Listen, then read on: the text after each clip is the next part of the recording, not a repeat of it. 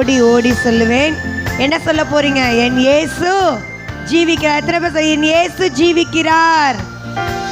சத்தமே வரல. எல்லாரும் சேர்ந்து சொல்லுவோம், என் இயேசு ஜீவிக்கிறார், என் இயேசு ஜீவிக்கிறார். ஓடி ஓடி என்ன சொல்ல போறோம்? என் தேவன் இந்த நாளில் நேற்றும் இன்றும் மாறாத தேவன், உயிரோடு இருக்கிற தேவன், என்றும் நம் மத்தியிலே ஜீவிக்கிற தேவன். அல்லேலூயா, அல்லேலூயா, அல்லேலூயா, அல்லேலூயா. நல்லா எல்லாரும் டீ சாப்பிட்டுருக்கீங்கல்ல? நல்லா இருந்துச்சுல டீ? அப்போ எல்லாரும் இன்னொரு முறை சொல்லுவோம், அல்லேலூயா, அல்லேலூயா. நாம் யாவரும் சேர்ந்து பாடலாம். விடுதலை நாயகன் வெற்றியை தருகிறார். விடுதலை நாயகன் வெற்றியை தருகிறார், எனக்குள்ளே இருக்கிறார், என்னே ஆனந்தம். விடுதலை நாயகன் வெற்றியை தருகிறார், எனக்குள்ளே இருக்கிறார், என்னே ஆனந்தம். நான் பாடி பாடி மகிழ்வேன், தினம் ஆடி ஆடி துதிப்பேன். நான் பாடி பாடி மகிழ்வேன், தினம் ஆடி ஆடி துதிப்பேன். எங்கும் ஓடி ஓடி சொல்லுவேன், எங்கும் ஓடி ஓடி சொல்லுவேன், என் இயேசு ஜீவிக்கிறார், என் இயேசு ஜீவிக்கிறார்.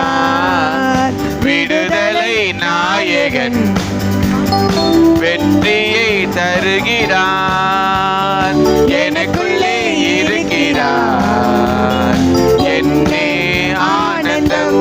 அவர் அவர் தேடி ஓடி வந்தார், என்னை தேடி அணைத்து கொண்டார். அவர் தேடி ஓடி வந்தார், என்னை தேடி அணைத்து கொண்டார்.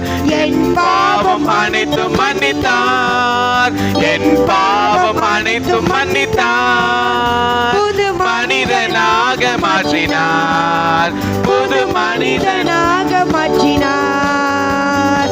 விடுதலை நாயகன் வெற்றியை தருகிறார், எனக்குள்ளே இருக்கிறார், என்னே ஆனந்தம்.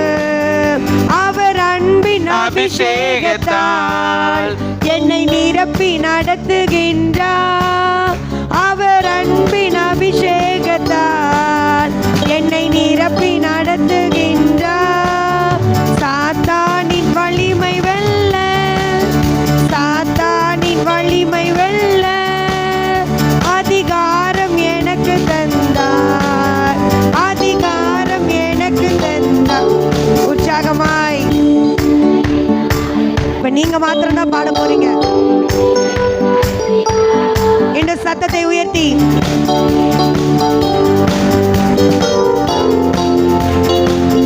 இன்னொரு முறை கரங்களை தட்டி, சிறு பிள்ளைலாம் கரங்களை தட்டலாமே. எனக்குள்ளே இருக்கிறார், என்னே ஆனந்த். கடைசியாய் விடுதலை நாயகன் எனக்கு வெற்றியை தருகிறார், எனக்குள்ளே எனக்குள்ளே இருக்கிறார், என்னே ஆனந்தம்.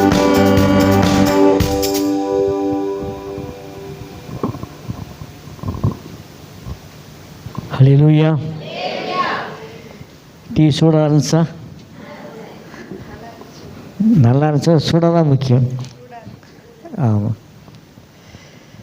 தேசமே தேசமே கர்த்தருடைய வார்த்தையை கேள் என்று சொல்லி வேதத்தில் நம்ம வாசிக்கிறோம். தேசமே தேசமே கர்த்தருடைய வார்த்தையை கேள் என்பது கர்த்தருடைய வார்த்தையை நம்ம இங்கே வாசிக்கிறோம். நான் எப்படி சொல்ல, விசுவாசியே விசுவாசியே விசுவாசியே கர்த்தருடைய வார்த்தையை கேள். ஸோ நம்ம தேவனுடைய வார்த்தையை கேட்கும் ஒரு நேரம் வந்திருக்கிறது. அருமையான இன்பராஜ் அவர்கள் கர்த்தருடைய வார்த்தையை பகிர்ந்து கொள்வார். கரங்கள் தட்டி உற்சாகம் வரவேற்போமா?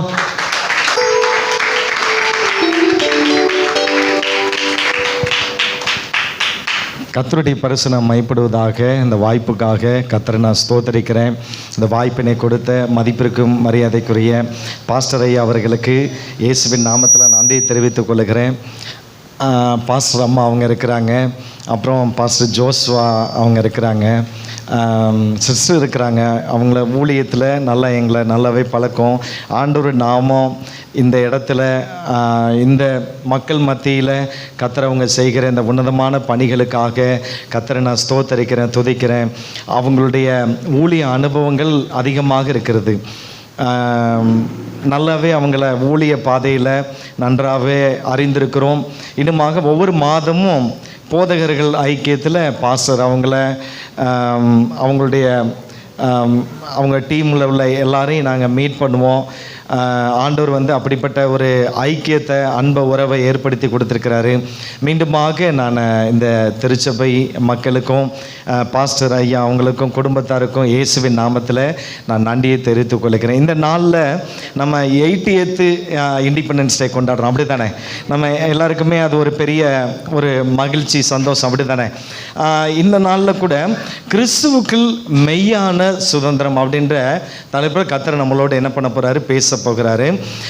இன்னைக்கு இந்திய தேசம் முழுவதும் சுதந்திர தினத்தை என்ன பண்ணிட்டு இருக்கிறாங்க, கொண்டாடிட்டு இருக்காங்க. இது நமக்கு எப்படி கிடைச்சிச்சு அப்படின்னு சொல்லிட்டு நம்ம எல்லாருக்குமே தெரியும். நம்மளோட முன்னோர்கள் என்ன பண்ணாங்க, இந்த சுதந்திரத்தை நமக்கு வாங்கி கொடுத்தாங்க. பல விதமான போராட்டங்கள், தியாகங்கள், உயிரை கொடுத்து வாங்கி கொடுத்துருக்குறாங்க. அது தேசத்தின் மக்கள் சுதந்திரத்தை இந்த நாளில் கொண்டாடுறாங்க இல்லையா? தேசத்துக்கு எப்படி சுதந்திரம் தேவையோ அதை போல் தனிப்பட்ட ஒரு மனிதனுடைய வாழ்க்கையிலையும் சுதந்திரமானது இன்றியமையாததாக இருக்குது, தேவையானதாக இருக்குது, அப்படி தானே? அல்லையா சொல்லலாமா? நம்மளுடைய தனிப்பட்ட வாழ்க்கையில் சுதந்திரன்றது கட்டாயமாக நமக்கு வேணும். ஏன் அப்படின்னாக்க நம்மளுடைய வாழ்க்கையில் எப்படி வேணாலும் எங்கே வேணாலும் போய்க்கலாம், எதை வேணாலும் செய்து கொள்ளலாம். இந்த உலகத்தில் நம்ம வாழ்கிற இந்த மதுரையில், தமிழ்நாட்டில், இந்திய தேசத்தில், உலகம் முழுக்க கூட எங்கே வேணாலும் நம்ம போய்க்கலாம், எப்படி வேணாலும் வாழ்ந்துக்கலாம் அப்படின்ற அந்த சுதந்திரம் நமக்கு கொடுக்கப்பட்டிருக்கிறது, அப்படி தானே? இப்போ தனிப்பட்ட மனிதனுடைய வாழ்க்கையில் நமக்கு சுதந்திரம் வேணுன்றத நம்ம எல்லாருமே நன்றாகவே அறிந்து வைத்திருக்கிறோம். அது கட்டாயமாக தேவை, அப்படி தானே? இல்லையா? கட்டாயமாக நமக்கு அது தேவை.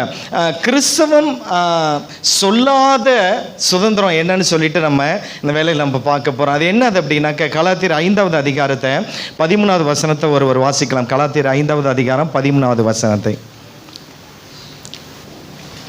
கலாத்தியர் 5வது அதிகாரம் 13வது வசனம்.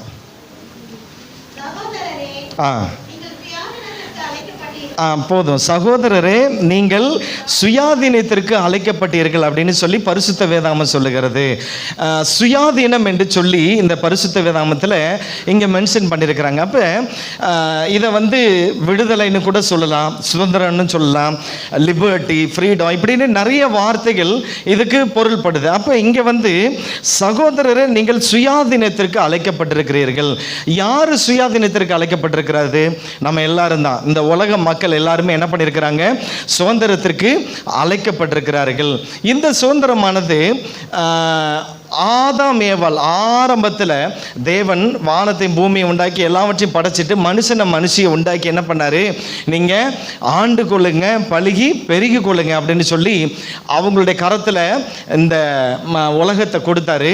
அப்போ அவங்க முன்னாடி என்ன பண்ணியிருக்கிறாரு, நன்மையான காரியத்தையும் தீமையான காரியத்தையும் ரெண்டையுமே அவங்க முன்னாடி வச்சுட்டாரு. நீங்கள் என்ன பண்ணிக்கிடுங்க, நீங்கள் சூஸ் பண்ணிக்கிடுங்க அப்படின்னு சொல்லிட்டு அப்போவே ஆரம்பத்திலேயே அந்த மனுஷனுடைய கரத்திலேயே, முதல் மனுஷனுடைய கரத்திலேயே இந்த சுதந்திரத்தை என்ன பண்ணிட்டாங்க, கொடுத்திருக்கிறாங்க. ஆனால் அந்த சுதந்திரமானது பாருங்க, இன்னைக்கு நம்முடைய வாழ்க்கையில் எப்படிப்பட்டதாக இருக்குது அப்படின்னாக்க, இஷ்டம் போல எப்படி வேணாலும் என்ன பண்ணிடலாம், நம்ம இந்த உலகத்தில் வாழ்ந்துடலாம். ஏன் அப்படின்னாக்க எனக்கு சுதந்திரம் கொடுக்கப்பட்டிருக்கிறது, நான் எப்படி வேணாலும் இந்த உலகத்தில் வாழலாம், அப்படி தானே? என்கிட்ட பணம் இருக்குது அப்படின்னா நான் எதை வேணாலும் போய் வாங்கலாம், எப்படி வேணாலும் வாழ்ந்துக்கிடலாம், எங்கே வேணாலும் போய்க்கிடலாம், எதை வேணாலும் சாப்பிட்டுக்கிடலாம். என்னுடைய ட்ரெஸ் கோடு, என்னுடைய வாழ்க்கை முறை எல்லாமே யாரும் என்னை என்ன பண்ண முடியாது, கேள்வி கேட்க முடியாது. நான் அப்படிப்பட்ட ஒரு வாழ்க்கை என்ன பண்ணலாம், வாழலாம் அப்படின்னு சொல்லிட்டு எல்லாரும் என்ன பண்ணிட்டு இருக்காங்க, உலக மக்கள் எல்லாம் வாழ்ந்து கொண்டிருக்கிறாங்க. ஆனால் பாருங்களேன், இதனுடைய விளைவு என்னன்னு பார்த்தீங்கன்னாக்க, ஒரு கட்டுப்பாடு இல்லாத ஒரு நிலைமைக்குள்ளே எல்லாரும் போயிட்டாங்க, அப்படி தானே? இஷ்டம் போல் வாழலாம் அப்படின்னாக்க நாடு வந்து ரொம்ப மோசமான ஒரு நிலைமையில தான் இருக்குது. பாஸ்டர் ஐயா அவங்க நிறைய ஜெப குறிப்பு சொல்லி நடத்துனாங்க இல்லையா, அதை ஒவ்வொன்றா நம்ம கேட்டு பாரத்தோடு நம்ம ஜெபம் பண்ணோம் இல்லையா. பாருங்க, அப்படி தான் தேசமானது இருக்குது. உலக மக்கள் எல்லாம் அப்படி தான் என்ன பண்ணிட்டு இருக்கிறாங்க, வாழ்ந்து கொண்டு இருக்கிறாங்க. இதில் பாருங்க, கலாத்தியர் 5வது அதிகாரத்தில் 19, 20, 21 வசனங்கள்ல பாருங்களேன்.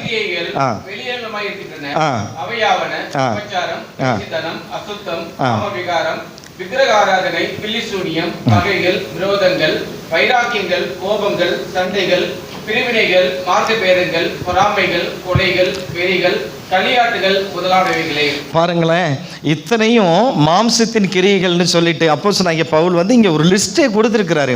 இது எல்லாமே இந்த உலகத்தில் உள்ள ஜனங்கள் மத்தியில் பழுகி பெருகி போய் தான் கிடக்குது. அப்படி தானே? பாருங்க, சுதந்திரன்ற பேரில் நான் நல்லா வாழ்ந்துட்டு இருக்கிறேன் அப்படின்ற பேரில் உலக மக்கள் எப்படி இருக்கிறாங்க, இப்படிப்பட்ட அதாவது விபச்சாரம், வேசித்தனம், அசுத்தம், காம விகாரம், விக்கிரக ஆராதனை, பில்லி சூனியம், பகைகள், விரோதங்கள் இல்லையா, இப்படிப்பட்ட காரியங்கள், சண்டைகள், மார்க்க பேதங்கள், இப்படிப்பட்ட காரியங்கள் எல்லாமே மாம்சத்தின் கிரியைகளோட இந்த உலகத்தில் இருக்கிற ஜனங்கள் என்ன பண்ணிட்டு இருக்கிறாங்க, வாழ்ந்து கொண்டு இருக்கிறாங்க. அதுதான் அவங்க என்ன பண்ணுறாங்க, சுதந்திரம்னு நினைக்கிறாங்க. உதாரணத்துக்கு பாருங்களேன், நீங்கள் நியூஸில் எல்லாம் பார்த்துருப்பீங்க. பெங்களூரில் பார்த்தீங்கன்னாக்க ஒரு யூனிவர்சிட்டியில் 7000 மாணவர்களுக்கு பார்த்தீங்கன்னாக்க ஹெச்ஐவி பாசிட்டிவ்னு சொல்லிட்டு நம்ம அதை எல்லாரும் நம்ம நியூஸில் பார்த்தோம் இல்லையா. அப்புறம் அவங்க அந்த கவர்மெண்ட் வந்து ஒட்டுமொத்தமாக மாநிலத்துக்கே சர்வே எடுக்கும்போது கிட்டத்தட்ட 56,000 பேருக்கு வந்துட்டு அந்த ஹெச்ஐவி பாசிட்டிவ் இருக்குன்னு சொல்லிட்டு அந்த கவர்மெண்ட்டு அனௌன்ஸ்மெண்ட் பண்ணியிருக்கிறாங்க. பாருங்கள், நாடு லிவிங் டுகெதர் அப்படின்னு சொல்லிட்டு என்ன பண்ணிட்டு இருக்கிறாங்க, எங்கேயோ நாடு போயிட்டு இருக்குது. அப்படி தானே?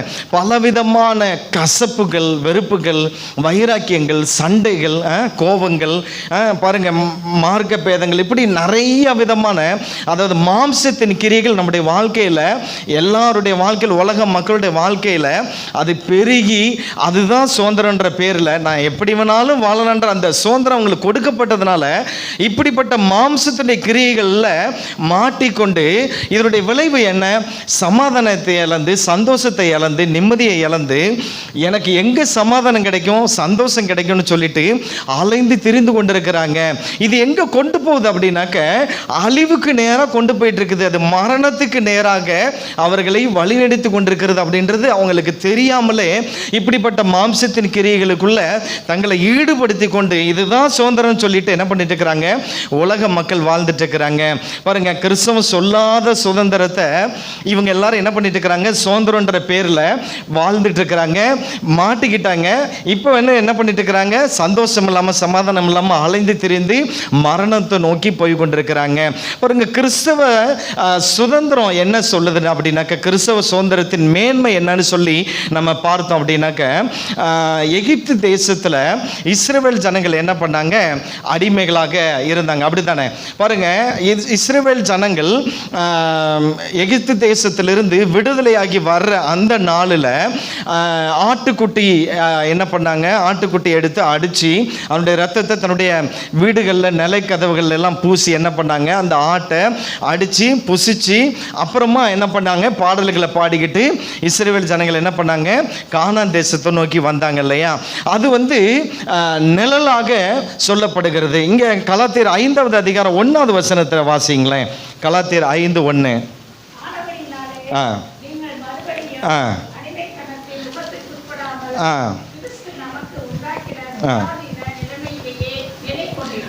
பாருங்க, ஆனபடியினாலே நீங்கள் மறுபடியும் அப்படின்னு சொல்லப்பட்டிருக்கு. அப்போ மறுபடினா என்னது அப்படின்னாக்க, அப்போ இங்கே இருக்கிற நம்ம எல்லாருமே ஒரு காலகட்டத்தில் எப்படி தான் வாழ்ந்துட்டு இருந்தோம், அந்த உலகம் அதாவது கிறிஸ்தவம் சொல்லாத அந்த சுதந்திரத்துக்குள்ளே தான் நம்ம வாழ்ந்துக்கிட்டு இருந்தோம். எப்படி, அந்த மாம்சத்தின் கிரியைகளோட, கசப்புகளோட, வெறுப்புகளோட, வைராக்கியங்களோட, சண்டைகளோட, இப்படிப்பட்ட இச்சைகளோட நம்ம என்ன பண்ணிட்டு இருந்தோம், இந்த உலகத்தில் இருக்க மனிதர்களை போல தான் நம்ம வாழ்ந்து கொண்டு இருந்தோம். ஆனால் ஆனால் பாருங்க, நமக்கு கிருபையா ஆண்டவராகிய இயேசு கிறிஸ்து இந்த பூமியில் என்ன பண்ணாரு? 2000 வருடங்கள் முன்பதாகவே உங்களை என்னையும் தேடி என்ன பண்ணாரு? வந்தாரு. வந்து என்ன பண்ணாரு?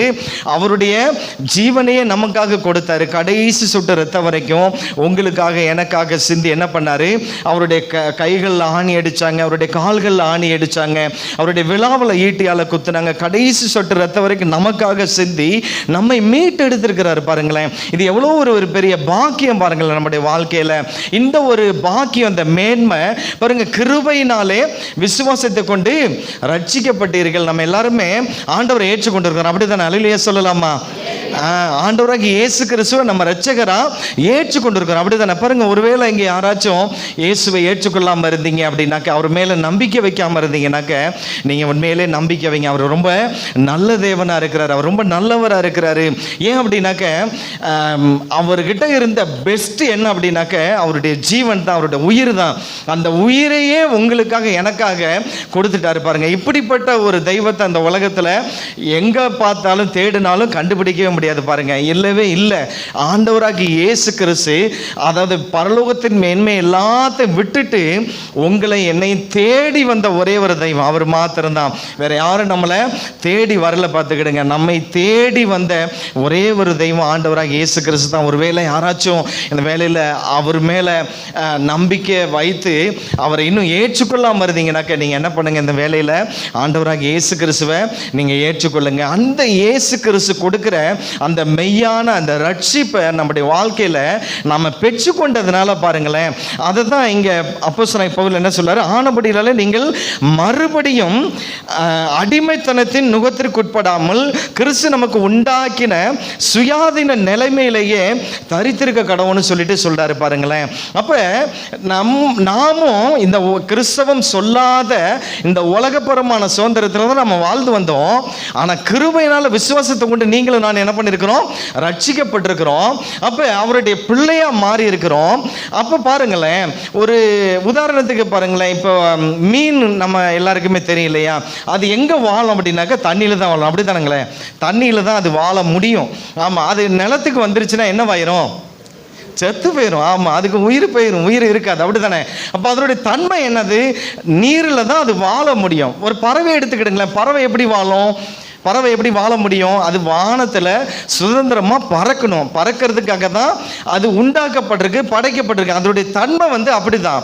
அதை கூண்டுக்குள்ளே வச்சாக நிச்சயமாக என்னவாயிரும்? செத்து போயிடும். அப்படி தானே? பாருங்களேன், அதை போல் ஒரு மீன் எப்படி நீரில் இருந்தால் தான் வாழ முடியுமோ, ஒரு பறவை வானத்தில் பறந்தால் தான் அதுக்குன்னு கொடுக்கப்பட்ட அந்த தன்மை நிறைவேறி அது சுதந்திரமாக வாழ முடியுமோ, நம்முடைய வாழ்க்கையிலையும் நமக்குன்னு ஒரு தன்மை கொடுக்கப்பட்டிருக்குது. அது என்ன தன்மை தெரியுங்களா? நம்ம யாருடைய சாயல்ல படைக்கப்பட்டிருக்கோம்னு தெரியுமா? தேவனுடைய சாயல்ல நம்ம படைக்கப்பட்டிருக்கோம். அல்லேலூயா சொல்லலாமா? தேவனுடைய சாயல்ல நம்ம படைக்கப்பட்டிருக்கிறோம். பார்த்துக்கிடுங்க. ஏன் அப்படின்னாக்க, அவர் எப்படிப்பட்டவராக இருக்கிறாரு நம்ம எல்லாருக்குமே தெரியும். அவர் அன்புள்ளவராக இருக்கிறாரு. அவர் அன்பாகவே இருக்கிறதுனால தான் பாருங்க, நம்ம செய்த அக்கிரமங்கள், பாவங்கள், பாருங்க, தரித்திரங்கள், நோய்கள், வியாதிகள், பலவீனங்கள் எல்லாவற்றையும் ஒரே தானம் ஆண்டவராகிய இயேசு கிறிஸ்து சிலுவையில் சுமந்து தீர்த்துட்டாரு. பாவம் செய்தா அந்த ஆத்மா சாகும், பாவத்தின் சம்பளம் மரணம்னு பரிசுத்த வேதம் சொல்லுது இல்லையா? அப்போ இந்த மரணம் உங்களுக்கு எனக்கும் நிச்சயமா நடக்கணும். ஆனால் அந்த மரணத்துக்கு, அந்த மரணத்தை என்னுடைய பிள்ளைகளும் அனுபவிக்க வேணான்னு சொல்லிட்டு அவர் என்ன பண்ணிட்டாரு? தம்முடைய ஒரே பேரான குமாரன் அந்த பூமிக்கு அனுப்பி என்ன பண்ணிட்டாரு? அவர் என்ன பண்ணிட்டாரு? சாக ஒப்பு கொடுத்தாரு. எவ்வளோ நல்ல தேவன் பார்த்தீங்களா? அப்போ அவருடைய அன்பு எப்படிப்பட்டதாக இருக்குது? பரிசுத்த சொல்லுது, God so love the world அப்படின்னு சொல்லுது இல்லையா? தேவன் இவ்வளவாக உலகத்தை அன்பு கூர்ந்தாருன்னு சொல்லுது. பார்த்துக்கிடுங்க. அப்போ பாருங்க, நம்மளுடைய வாழ்க்கையில் இயேசு கிறிஸ்துவை நமக்கு ஈவாக கொடுத்து நம்ம ரட்சிக்கப்பட்டிருக்கிறோம், மீட்கப்பட்டிருக்கிறோம். அவருடைய தன்மை அன்புள்ளவராக இருக்கிறாரு, பொறுமையுள்ளவராக இருக்கிறாரு. பாருங்க பாருங்க, நம்ம எவ்வளவோ, அதாவது நம்ம ஆண்டவரை ஏற்றுக்கொண்டிருக்கிறோம், நம்ம ரட்சிக்கப்பட்டிருக்கிறோம், ஆலயத்துக்கு தான் வந்துட்டு இருக்கிறோம். ஆனாலும் சில நேரங்களில் சில தப்புகளை, தவறுகளை தவறிடுறோம், பாவங்களை செஞ்சிடறோம். சில நேரங்கள் அப்படி இப்படிமா நம்முடைய வாழ்க்கை போயிருது இல்லையா? நம்ம வாழ்ந்துக்கிட்டு தான் இருக்கிறோம். ஆனாலும் பாருங்க, நம்முடைய எல்லாத்தையும் அவர் பொறுத்து பொறுத்து பொறுத்து பொறுத்து வச்சுக்கிட்டே தான் இருக்கிறார். பாருங்க, அதனால தான் அவருக்கு பேர் பொறுமையுள்ளவராக இருக்கிறார். நம்ம செய்யறது எல்லாத்தையும் அவர் என்ன பண்ணிடுறாரு? சரி லீவ் விட்டு விட்டு கொடுத்துட்டு போயிட்டே இருக்கிறார். பொறுமையாகவே காத்துக்கிட்டே இருக்கிறார். என்னுடைய மகன் பரிபூரணமாக மாறி என்னை போலவே வந்துடுவான் அப்படின்னு சொல்லிட்டு அவர் எதிர்பார்த்துக்கிட்டே இருக்கிறாரு. பாருங்க, உங்களை என்னையும் அவருடைய தன்மையில் தான் என்ன பண்ணியிருக்கிறாரு, படைச்சிருக்கிறாரு. அவர் இரக்கமுள்ளவராக இருக்கிறாரு. அவர் பரிசுத்தமே உண்டான ஒரு தெய்வமாக இருக்கிறாரு. பாவத்தை பாராத சுத்த கண்ணன்னு சொல்லிட்டு பரிசுத்த வேதாகம் சொல்லுகிறது. அப்போ பாருங்க, பாவமே அவர்கிட்ட கிடையாது. பாருங்க, அப்படிப்பட்ட பரிசுத்தமுள்ள தேவனா இருக்கிறார். அவர் மாறாதவராக இருக்கிறாரு. இப்படிப்பட்ட குணாதிசயங்களை கொண்ட அந்த பரம தகப்பன் அவருடைய சாயல்ல தான் உங்களை என்ன பண்ணியிருக்கிறாரு, உண்டாக்கி இருக்கிறார். அப்போ அவருடைய குணாதிசயங்கள் என்னுடைய வாழ்க்கையில கட்டாயமா இருக்கணும். அப்ப அந்த குணாதிசயங்கள் என்னுடைய வாழ்க்கையில வரணும் அப்படின்னு சொல்லி பார்க்கும் பொழுது எனக்குன்னு கொடுக்கப்பட்ட அந்த தன்மை என்ன அப்படின்னாக்க இதுதான். பாருங்க, அல்லேலூயா சொல்லலாமா? எனக்குன்னு கொடுக்கப்பட்ட தன்மை இதுதான். அப்போ நான் எப்படி இருக்கணும், இயேசு எப்படி இந்த உலகத்தில் வாழ்ந்தாரு, அவரை ஒருத்தர் ஒரு கணத்தில் அரைஞ்சாங்க. அவர் என்ன பண்ணாரு, அதுதான் கிறிஸ்தவம் சொல்லுகிற சுதந்திரம். பாருங்க, கிறிஸ்தவம் சொல்லாத சுதந்திரம் இந்த உலக மக்கள் வாழ்ந்துட்டு இருக்காங்க. நாமும் அப்படி தான் வாழ்ந்தோம். ஆனால் கிருபையினால இயேசுவை ஏற்றுக்கொண்டு ரட்சிக்கப்பட்டு அவருடைய பிள்ளைகளாக நம்ம இங்கே இருக்கிறோம். ஆனால் நமக்குன்னு ஒரு தன்மை இருக்குது. என்ன தன்மை அப்படின்னா, ஒரு கன்னத்தில் அரைஞ்சாக்க இன்னொரு கன்னத்தையும் காட்டணும். அதுதான் தேவனுடைய சாயல். அவர் அப்படி தான் வாழ்ந்து காமிச்சிட்டு போயிட்டாரு. பாருங்க, வந்தார், நமக்கு ரோல் மாடலாக இந்த உலகத்தில் வாழ்ந்தார். இப்படி தான்ப்பா நீ வாழணும்னு சொல்லி வாழ்ந்து காமிச்சிட்டு போயிருக்காரு. அப்ப பாருங்களேன், அப்படிப்பட்ட குணாதிசயங்கள் நம்முடைய வாழ்க்கையில என்னைக்குமே இருக்கணும். பார்த்துக்கிடுங்க. 1 கொரிந்தியர் 6:12 ஒருத்தர் வாசிங்களேன்.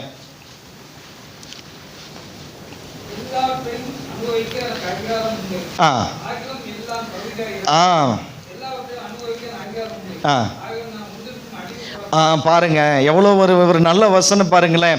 1 கொரிந்தியர் 6:12 அப்போஸ்தலன் பவுல் என்ன சொல்றாரு, எல்லாவற்றையும் எனக்கு அனுபவிக்க எனக்கு அதிகாரம் உண்டு. அப்புறம் பாருங்க, நான் ஒன்றுக்கும் அடிமைப்பட மாட்டேன், எல்லாவற்றையும் அனுபவிக்க எனக்கு அதிகாரம் உண்டு, ஆகிலும் நான் ஒன்றுக்கும் அடிமைப்பட மாட்டேன். இந்த உலகத்தில் எல்லாமே இருக்குது, எங்கே வேணாலும் போகலாம். நான் மனம் போன போக்கில் போகலாம், என்னுடைய கால் போகிற போக்கில் போய் எப்படி வேணாலும் இஷ்டம் போல் நான் என்ன பண்ணிக்கிடலாம், வாழ்ந்துக்கிடலாம். ஆனால் பாருங்க, எனக்கு அதெல்லாம் தகுதியாகவே இல்லை, அது எனக்கு தேவையில்லை, நான் அப்படி வாழலை, நான் அப்படி வாழ அழைக்கப்படலை. ஏன் அப்படின்னா, எனக்குள்ள கிறிஸ்து இருக்கிறாரு, அவருடைய சாயல் எனக்குள்ள இருக்குது. எனக்குன்னு கொடுக்கப்பட்ட தன்மை என்ன அப்படின்னாக்க, நான் அவரை போல தான் வாழணும். அதுதான் கிறிஸ்தவம் சொல்லுகிற சுதந்திரம். பார்த்துக்கிடுங்க. அதாவது நம்முடைய வாழ்க்கையில் நான் சுதந்திரமாக, நான் சந்தோஷமாக, மகிழ்ச்சியாக, நான் நல்லா வாழணும் அப்படின்னு நீங்கள் நினச்சிங்க அப்படின்னாக்க, கிறிஸ்தவனுடைய தன்மையை, அவருடைய சாயலை, அவருடைய குணாதிசயங்களை தரித்தவர்களாக இந்த உலகத்தில்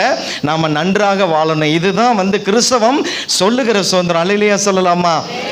பாருங்க, நல்ல ஒரு வாழ்க்கை. இதை என்ன பண்ணுறாங்க, நிறைய பேர் என்ன சொல்கிறாங்க, கிறிஸ்தவத்துக்குள்ளே வந்தாக்க சில கட்டுப்பாடுகள்லாம் இருக்குது. இல்லை, அவங்க சினிமா பார்க்கக்கூடாதுன்னு சொல்லுவாங்க, இல்லை அவங்க அங்கே போகக்கூடாது இங்கே போகக்கூடாதுன்னு சொல்லுவாங்க. அப்புறம் அப்படியே குதிரைக்கு கடிவாளம் போட்ட மாதிரி இப்படியே தான் போகணும் அப்படின்லாம் சொல்லுவாங்க. அதனால நிறைய பேர் கிறிஸ்தவத்துக்குள்ளே வர்றதுக்கு யோசிக்காங்க. பார்த்துக்கிடுங்க. ஆனால் பாருங்களேன், இதுதான் மெய்யான சுதந்திரம், இதுதான் கிறிஸ்தவம் சொல்லுகிற சுதந்திரம், இதில் தான் மகிழ்ச்சி, இதில் தான் சந்தோஷன்றத பரிசுத்த வேதாகம் சொல்லுகிறது. இதுதான் நம்முடைய வாழ்க்கையில் எல்லா விதமான ஆசீர்வாதங்களையும் மகிழ்ச்சியையும் நன்மைகளையும் கொண்டு வருகிற இந்த சுதந்திரம். இப்படிப்பட்ட ஒரு வாழ்க்கையை வாழணுன்றதுக்காக தான் தேவன் நம்ம என்ன பண்ணியிருக்கிறாரு, அழைத்திருக்கிறாரு. அல்லேலூயா சொல்லலாமா? பாருங்க, இப்படிப்பட்ட சுதந்திரத்தை பெற்று கொண்டிருக்கிற நாம இந்த சுதந்திரத்துடைய நோக்கம் என்னன்னு சொல்லிட்டு நம்ம பார்க்கலாமா? முதல்ல நம்ம என்ன பார்த்தோம், கிறிஸ்தவம் சொல்லாத சுதந்திரம்னு பார்த்தோம். உலக மக்கள் எப்படி வாழ்றாங்கன்னு பார்த்தோம் இல்லையா? ரெண்டாவது அதாவது கிறிஸ்தவம் சொல்லுகிற சுதந்திரம், கிறிஸ்தவ சுதந்திரத்தின் மேன்மை என்னன்னு சொல்லிட்டு நம்ம பார்த்தோம் இல்லையா? மூன்றாவதாக இந்த சுதந்திரம், கிறிஸ்தவ சுதந்திரத்தின் நோக்கம் என்னன்னு சொல்லி பார்த்தீங்க அப்படின்னாக்க, கலாத்தியர் 5வது அதிகாரம் 13வது வசனத்தை திரும்பமாக வாசிப்போம். கலாத்தியர் 5வது அதிகாரம் 13வது வசனத்தை திரும்ப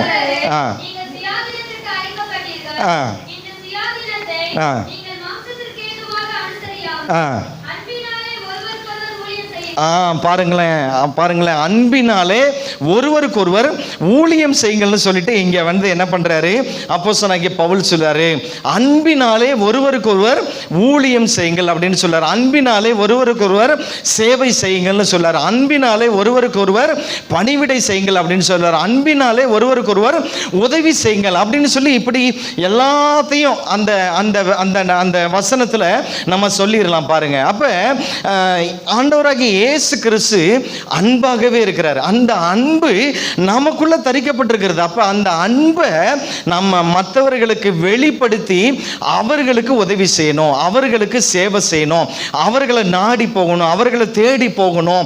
நீங்க எப்படி இருக்கிறீங்க, என்ன செய்யறீங்க, ஏன் நீங்க வந்துட்டு போன வாரம் சர்ச்சுக்கு வரல, என்னாச்சு உங்களுக்கு, வீட்டில் என்ன, அப்படி சொல்லி விசாரிச்சு அவங்களுக்கு என்னெல்லாம் நம்மளால முடிஞ்ச அளவுக்கு உதவிகளை செய்ய முடியுமோ அதெல்லாம் செஞ்சு அவங்கள கிறிஸ்துவண்ட கொண்டு வரணும். அதுதான் மிக முக்கியமான நோக்கமா இருக்கிறது. மத்தேயு 22வது அதிகாரத்துல 37-39 வசனங்களை வாசிக்கலாம். மத்தேயு 22வது அதிகாரம்.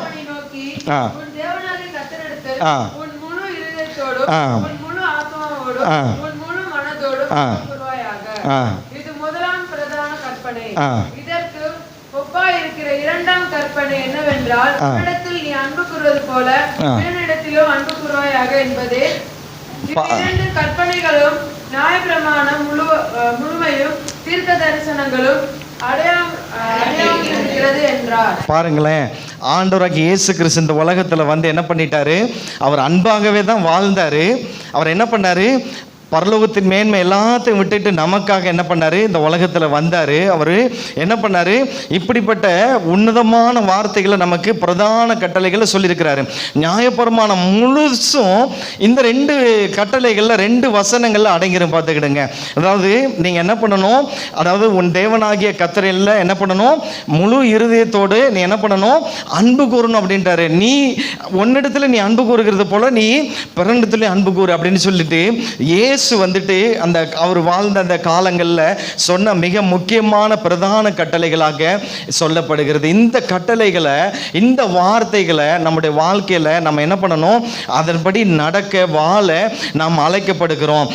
லூக்கா 4வது அதிகாரத்தில் 17வது வசனத்திலிருந்து 20 வசனங்கள் முடிய ஒருவர் வாசிக்கலாம். லூக்கா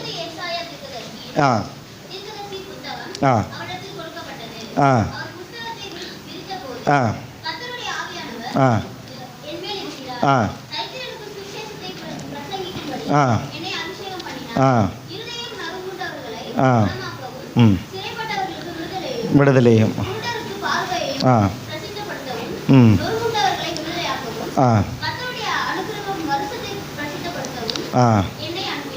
என்று எழுதியிருக்கிற இடத்தை அவர் கண்டு வாசித்து என்ன பண்ணாரு, போய் உட்கார்ந்தாரு. பாருங்களேன், ஆண்டவராகிய இயேசு கிறிஸ்து இந்த உலகத்தில் வந்தப்ப அவர் என்ன பண்ணாரு, தேவாலயத்தில் போயிட்டு அவர் கையில் புத்தக சுருள் கொடுக்கப்படுகிறது. அவரை குறித்து நிறைய தீர்க்க தரிசனங்கள் சொல்லப்பட்டிருக்குது. ஆனால் இந்த ஏசாயா தீர்க்கதரிசி கிட்டத்தட்ட 700 ஆண்டுகளுக்கு முன்னாடி ஏசாயா தீர்க்கதரிசி உரைக்கப்பட்ட அதை எடுத்து என்ன பண்ணுறாரு, வாசித்து இது நிறைவேறியது அப்படின்னு சொல்லிட்டு என்ன பண்ணுறாரு, போய் அமருகிறாரு. ஏன் அப்படின்னாக்கா அவர் வந்து இந்த உலகத்தில் என்ன பண்ணாரு, இப்படிப்பட்டவங்களை தான் போய் என்ன பண்ணுறாரு, பார்க்குறாரு. அந்த வசனங்களை போடுங்களேன் திரும்ப. அதாவது அந்த லூக்கா 4:17 இருக்கட்டும் வாச. ஏசாயா தீர்க்க புஸ்தகம் அவரிடத்தில் கொடுக்கப்பட்ட அந்த புஸ்தகத்தை விரித்த போது அடுத்து வாங்க பாருங்க, கர்த்தருடைய ஆவியானவர் என்மேல் இருக்கிறாரு, தரித்திரருக்கு சுவிசேஷத்தை பிரசங்கிக்கும்படி என்னை அபிஷேகம் பண்ணினார். இருதயம் நறுங்குண்டவர்கள், இப்படிப்பட்டவங்க இருதயம் நறுங்குண்டவர்களை, சிறைப்பட்டவர்களை விடுதலையாக்க, குருடருக்கு பார்வையை அளிக்க, நொறுங்குண்டவர்களை விடுதலையாக்குவோம். பாருங்களேன், இப்படிப்பட்ட ஜனங்களை ஆண்டவராகிய இயேசு கிறிஸ்து தேடி போய் அவங்கள என்ன பண்ணியிருக்கிறாரு, மீட் பண்ணி அவங்களுக்கு சுவிசேஷத்தை நற்செய்தி அறிவிச்சு அவங்களுக்கு வேண்டியது எல்லாத்தையும் செஞ்சிருக்கிற அந்த உலகத்தில் அந்த நிம்மதியை இழந்து, சமாதானத்தை இழந்து, பலவிதமான பாவ பழக்க வழக்கங்களுக்கு அடிமையாகி பலவிதமான கட்டுகளில் தங்களை ஈடுபடுத்தி கொண்டு விடுதலையை பெற முடியாமல் பிசாசுடைய கட்டுகளில் பாதிக்கப்பட்டு அப்படிப்பட்ட ஜனங்களை தேடி போய் அவங்களுக்கு என்ன பண்ணாரு, இயேசு என்ன பண்ணாரு, சுவிசேஷம் சொல்லி அவங்களை விடுதலை ஆக்கி இருக்கிறாரு. அவங்களுக்கு என்ன தேவையோ என்ன வேணுமோ அதை செஞ்சு அவங்களை ஆசீர்வதிச்சிருக்கிறார் பாருங்க. அப்படிப்பட்ட ஒரு உன்னதமான ஒரு பணியை அவர் இந்த பூமியில செய்திருக்கிறாரு. இயேசு வந்து அவர் என்ன பண்ணிருக்கிறாரு, வாழ்ந்து காமிச்சிட்டு போயிருக்கிறாரு. இப்படிப்பட்ட ஜனங்களை மீட் பண்ணி அவங்களுக்கு சுவிசேஷத்தை அறிவித்து அவர்களை விடுதலையாக்கி அவர்களை ஆசீர்வதித்து சென்றிருக்கிறார். இன்னைக்கு பாருங்களேன், கிறிஸ்தவ வாழ்க்கையில நாம விடுதலையை என்ன பண்ணிருக்கிறோம், அனுபவிச்சுட்டு இருக்கிறோம். அப்படித்தானே? கிருபையினால விசுவாசத்தை கொண்டு ரட்சிக்கப்பட்டு நம்ம இங்க அமர்ந்திருக்கிறோம். இதனுடைய நோக்கம் என்ன அப்படின்னாக்க, இயேசு என்ன செஞ்சார் இந்த உலகத்தில்? அவர் வந்தாரு, என்ன பண்ணாரு, இப்படிப்பட்ட ஜனங்களை போய் மீட் பண்ணார். இப்படிப்பட்ட ஜனங்களை நாம் போய் யாராச்சும் அங்க இருக்காங்களா, யாராச்சும் இங்க இருக்காங்களான்னு நான் தேட வேண்டிய அவசியம் எனக்கு இல்லை. ஏன் அப்படின்னாக்க, நான் கதவை திறந்துட்டு வெளியில போனாலே இவங்க தான் இருக்கிறாங்க. இந்த பக்கம் பார்த்தா இவங்க, இங்கிட்டு பார்த்தா அவங்க, நேரா பார்த்தா அவங்க, பின்னாடி பார்த்தா அவங்க, எங்க பார்த்தாலும் சொல்ல போனா அவங்க மத்தியில தான் நான் நின்றுகிட்டு இருக்கேன். பார்த்துக்கிடுங்க, அவங்க மத்தியில தான் நான் நிற்கிறேன். அப்போ எங்க பார்த்தாலும் திரளான லட்சக்கணக்கான கோடிக்கணக்கான ஜனங்கள் இப்படிப்பட்டவங்க தான் இந்த உலகத்தில் இருக்கிறாங்க. அவங்கள தான் இயேசு தேடி போய் அவங்களுக்கு இந்த மாதிரியான சுவிசேஷத்தை அறிவித்து அவர்களை விடுதலையாக்கி ஆசீர்வதிச்சிருக்கிறார். இங்கே அப்போஸ்தலன் பவுல் என்ன சொல்றாரு, அன்பினாலே ஒருவருக்கு ஒருவர் ஊழியம் செய்யுங்கள், அன்பினாலே ஒருவர் தாங்குங்கள், அவங்களுக்கு உதவிகளை செய்யுங்க, அவங்கள நாடி போங்க அப்படின்றாரு. பாருங்க, அந்த காலத்தில் மிஷினரிஸ் எல்லாம் அந்த உலகத்தில் நம்மை தேடி வந்தாங்க. அப்படித்தானே? அவங்க எல்லாம் பெரிய பெரிய பிரபுக்களாக இருந்தாங்க. அதாவது நாகர்கோயில் எல்லாம் பார்த்தீங்கன்னாக்க லண்டன் மிஷினரிஸ்ன்னு சொல்லுவாங்க. இங்கே மதுரை எடுத்துக்கிட்டிங்கனாக்கா அமெரிக்கன் மிஷினரிஸ்ன்னு சொல்லுவாங்க. இவங்க எல்லாம் என்ன பண்ணாங்க, அமெரிக்காவிலேருந்தும் யூரோப்பியன் கண்ட்ரீஸ்லேருந்தும் லண்டன்லேருந்து என்ன பண்ணாங்க, நம்மளுடைய இந்திய தேசத்தின் மக்களை விரும்பி நாடி தேடி என்ன பண்ணாங்க, அவங்களுடைய மேன்மை எல்லாத்தையும் விட்டுட்டு இங்கே வந்தாங்க. அந்த காலத்திலேயே, அதாவது எப்போ 17ஆம் நூற்றாண்டில் பாருங்க, 1ஆம் நூற்றாண்டில் யார் இங்கே வந்தது? தோமா வந்தார். Very good. தோமா வந்து இந்திய தேசத்தில் என்ன பண்ணாரு, நம்மை தேடி வந்து என்ன பண்ணாரு, கோதுமை மணியானார். 17ஆம் நூற்றாண்டுலேருந்து மிஷினரிகள்லாம் என்ன பண்ண ஆரம்பிச்சாங்க, நம்முடைய இந்திய தேசத்துக்கு வர ஆரம்பிச்சாங்க. அவங்க வந்து என்ன பண்ணாங்க, அந்த காலத்திலேயே அவங்கெல்லாம் கார் வச்சுருந்தவங்க, அந்த காலத்திலேயே அவங்கெல்லாம் வீடு வச்சுருந்தவங்க, பெரிய பெரிய வசதி வாய்ப்போடு இருந்தவங்க. அவங்கெல்லாம் எல்லாத்தையும் இழந்து விட்டுட்டு இங்கே இந்திய தேசத்தை தேடி வந்து நமக்காக என்ன பண்ணாங்க, விலைக்கரையமானாங்க, கோதுமை மணி ஆனாங்க, இங்கேயே மறிச்சு போனாங்க. பாருங்க, உதாரணத்துக்கு நிறைய பேரை சொல்லலாம். வில்லியம் கேரி எடுத்துக்கிட்டிங்கன்னா தன்னுடைய கையிலேயே வந்துட்டு என்ன பண்ணாரு, குழி தோண்டி தன்னுடைய பையனை புதைச்சார். அப்படி தானே நடந்துச்சு இல்லையா? அவங்க மனைவி வந்து ஒரு மாதிரி பித்து பிடிச்சி ஒரு மாதிரி ஆயிட்டாங்க. அப்புறம் பாருங்க, அதாவது அதை இப்போ சிவகாசியில் ராக்லாண்டுன்னு சொல்லிட்டு ஒரு மிஷினரி, நாங்கள் அங்கெல்லாம் போயிருந்தோம். அவங்களுடைய பயோகிராஃபியெலாம் எடுத்து ஒவ்வொரு கல்லறைக்காக போய் அவங்கள அந்த அங்கே இருக்கிற மக்கள்கிட்ட விசாரித்து இந்த மிஷினரி எப்படிலாம் இருந்தாங்கன்னு சொல்லி, அப்போ அவங்க பாருங்க, அதாவது 27 வயசில் காலரா நோயினால் என்ன பண்ணிட்டாரு, மறிச்சு போயிட்டாங்க. ஆனால் அவங்க வந்து இந்த சிவகாசி பகுதிகளில் நிறைய ஊழியங்கள் செய்து அநேகர் இன்னைக்கு ரட்சிக்கப்பட்டு அங்கே நிறைய திருச்சபைகள் பெருகி இருக்கிறது. பாருங்க, இந்த கிரகாம் ஸ்ட்ரெயின்ஸ்ன்னு சொல்லிட்டு நம்ம ஒரிசாவுக்கு அவங்க ஆஸ்திரேலியாவிலேருந்து என்ன பண்ணாங்க, இங்கே வந்தாங்க. வந்து தொழுநோயாளிகள் மத்தியில் என்ன பண்ணாங்க, அவங்க ஊழியங்களை செய்தாங்க. கடைசியில் பாருங்க, அவருடைய கணவனாரும் 2 ஆண் பிள்ளைகளும் கார்லேயே வச்சு என்ன பண்ணப்பட்டாங்க, எரிச்சு, அதாவது எவ்வளோ ஒரு கடினமான ஒரு கஷ்டமான ஒரு இது பார்த்தீங்களா, அப்படி அந்த மறிச்சிருக்கிறாங்க. ஆனால் பாருங்க, கோர்ட்டில் நிற்காங்க இவங்க. அந்த சைடு பார்த்தீங்கன்னாக்கா தாரா சிங் அவர் பேர், அவர் அந்த பக்கம் நிற்கிறாரு. கோர்ட்டில் உள்ள ஜட்ஜஸ் எல்லாம் கேட்குறாங்க, அவங்களுக்கு தண்டனை கன்ஃபார்ம்டு. ஆனால் இவங்க என்ன சொல்கிறாங்க, நான் அவங்கள மன்னிச்சிடுறேன், அவரை விட்டுருங்க அப்படின்னு சொல்லிட்டு அவங்க சொல்லுகிறத பார்க்க முடியுது. அப்போ அவங்களுக்கு எப்படி அந்த மாதிரியான ஒரு எண்ணம் வந்துச்சு அப்படின்னா, என்னுடைய தேவன் எப்படிப்பட்டவர்னா அவர் மன்னிக்கிறவராக இருக்கிறாரு, அவருடைய சாயல்ல நான் படைக்கப்பட்டிருக்கிறேன், அந்த மன்னிப்பு எனக்குள்ள பூரணமாக இருக்குது. அந்த பூரணம் எனக்குள்ள இருந்ததுனால தான் நான் அவரை மன்னிச்சேன். அப்படி மன்னிச்சதுனால பாருங்க, இன்னைக்கு அவர் வந்து ஒரு ஊழியக்காரராக இருக்கிறார். அவ்வளோ தீவிரவாதியாக இருந்த ஒரு மனுஷன் இன்னைக்கு மாறி இயேசுவை ஏற்றுக்கொண்டு கர்த்தருடைய ஊழியத்தை இன்னைக்கு செஞ்சுட்டு இருக்கிறார். அல்லேலூயா சொல்லலாமா? இதை போல நிறைய மிஷினரிகளை நம்ம என்ன பண்ணிக்கிட்டு இருக்கலாம், சொல்லிக்கிட்டே போகலாம். பாருங்க, ஏகப்பட்ட பேர் வந்து நம்ம இந்திய தேசத்து பாருங்க, ஒரு சர்வே என்ன தெரியுமா சொல்லுது, கோயம்புத்தூர், சென்னை அதெல்லாம் மெட்ரோபாலிஸ் சிட்டின்னு சொல்கிறாங்க இல்லையா. நம்ம மதுரை எடுத்துக்கிட்டிங்கனாக்க டெவலப்டு வில்லேஜாக. மதுரைக்கு பேரை வந்து இந்த நவீன காலத்தில் கம்ப்யூட்டர் உலகம்னு சொல்கிறாங்களே, இந்த காலத்தில் மதுரைக்கு பேருனா டெவலப்டு வில்லேஜ். இப்போவே இது டெவலப்டு வில்லேஜ்னா அந்த காலத்தில் எப்படி இருந்திருக்குன்னு பார்த்துக்கிடுங்க மதுரையெல்லாம். ஆமாம், நாங்கள் அந்த கொட்டக்குடின்னு சொல்லிட்டு மேலூர் பக்கத்தில் ரொம்ப தூரத்தில் ஒரு ஒரு ஒரு ரொம்ப தூரம் இன்டீரியர் ரொம்ப அவுட்ரு மாதிரி பாருங்கள், அங்கே ஒரு ஸ்கூல் இருக்குது. அங்கே ஸ்கூலில் போய் அசம்பிளியில் பேசுகிறதுக்காக நாங்கள் போவோம். கிட்டார் எடுத்துகிட்டு நாங்கள் போகும்போது அங்கே இருக்கிற பெரியவங்க, சின்ன பிள்ளைங்க எல்லாருமே வந்து என்ன சொல்லுவாங்க அப்படின்னாக்க, அண்ணாச்சி இந்த கிட்டாரை இதை தொட்டு பார்க்கட்டுமாம்பாங்க. இது வந்து வாசிக்கிறவங்க வந்திருக்காங்கடா, வாசிக்கிறவங்க வாசிக்கிறவங்களாம். அது கிட்டாருன்னு அவங்களுக்கு பேர் தெரில, ஆனால் தொட்டு பார்க்கட்டுங்களா, தொட்டு பார்த்து சத்தம் வருது அப்படின்னு சொல்லி நம்ம மதுரையில் தான் ஜனங்கள் இப்படிலாம் வாழ்ந்துட்டு இருக்கிறாங்க பாருங்கள். அப்படி இப்போவே இந்த காலகட்டத்தில் நவீன காலத்திலே ஜனங்கள் இப்படி இருக்காங்கன்னா, நம்ம மிஷினரிகள்லாம் வந்த காலத்தில் எப்படி இருந்திருப்பாங்க பாருங்களேன். அதாவது அவங்கள போல இவங்க வந்துக்கிட்ட என்ன பண்ணிக்கிட்டாங்க, மாறிக்கிட்டாங்க. அவங்க வந்து கோட் ஷூட்டோட தான் வந்திருப்பாங்க. அவங்க அந்த காலத்திலே அவ்வளோ நல்லா ரிச்சாக இருந்தவங்க இங்கே வந்து மக்களுக்காக என்ன பண்ணிட்டாங்க, தங்களை மாற்றி கொண்டார்கள். உணவு பழக்க வழக்கங்கள் அப்புறம் எல்லாவற்றையும் மாற்றி இங்கேயே மறித்து கோதுமை மணியானாங்க. அதனால தான் இன்னைக்கு நீங்கள் நாம் எல்லாருமே என்ன பண்ணியிருக்கிறோம், இங்கே அமர்ந்திருக்கிறோம். அல்லேலூயா சொல்லலாமா? பாருங்க, ஆண்டவர் எவ்வளோ நல்லவர் பாருங்களேன். நம்ம இந்திய தேசத்தை அதிகமாக அவர் நேசிக்கிறதுனால தான் தோமாவை அனுப்பினார். அவர் கூடவே இருந்த தொட்டு பார்த்த அந்த தோமாவை அனுப்பி ஒரு பெரிய எழுப்புதலை உண்டாக்குனார். அவரை சார்ந்த மிஷினரிகள்லாம் இந்த இந்திய தேசத்துக்கு வந்து இந்திய தேசத்து மக்களுடைய விடுதலைக்காக, அவங்களுடைய ரட்சிப்புக்காக பெரும்பாடு பட்டிருக்கிறாங்க. அதெல்லாம் சொல்ல முடியாதது, அதெல்லாம் கணக்கிட முடியாது, அளவிடவே முடியாது. அப்படி வந்து அவங்க என்ன பண்ணியிருக்கிறாங்க, உயிர் தியாகங்களை செய்திருக்கிறாங்க. ஸோ இதனுடைய நோக்கம் என்ன அப்படின்னாக்க பாருங்க, அன்பினாலே ஒருவருக்கொருவர் ஊழியம் செய்யுங்கள். கலாத்தியர் 5:13 அன்பினாலே ஒருவருக்கொருவர் ஊழியம் செய்யுங்கள். பாருங்க, அந்த குணாதிசயங்களை பிதாவாகிய தேவனுடைய குணாதிசயங்களை பெற்றுக்கொண்டிருக்கிற நாம என்ன பண்ணணும், இப்படிப்பட்ட குணாதிசயங்களோட இந்த உலகத்துக்குள்ள புறப்பட்டு போகணும். போய் என்ன பண்ணணும், இயேசு யாரை மீட் பண்ணாரு அவங்கள போய் மீட் பண்ணணும். மீட் பண்ணி என்ன பண்ணணும், அவங்களுக்கு சுவிசேஷம் சொல்லணும், அவங்களுக்கு கிறிஸ்துவுடைய அன்பை வெளிப்படுத்தணும். நம்மளால என்ன உதவிகளை செய்ய முடியுமோ அவங்களுக்கு செய்து அவங்களை என்ன பண்ணணும், ஆதாயப்படுத்தி கிறிஸ்துவண்டை கொண்டு வரணுன்றது தான் கிறிஸ்தவ சுதந்திரத்தினுடைய மிக முக்கியமான நோக்கமாக இருக்குது. அதுக்கு தான் நம்ம ரட்சிக்கப்பட்டிருக்கிறோம். அதுக்கு தான் நமக்கு சுதந்திரத்தை கர்த்தர் நமக்கு என்ன பண்ணியிருக்கிறாரு, கொடுத்துருக்கிறாரு. பாருங்க, என்னுடைய வாழ்க்கையில் நான் வந்து ஜெபிக்கணும் அப்படின்றது ரொம்ப விரும்புவேன்.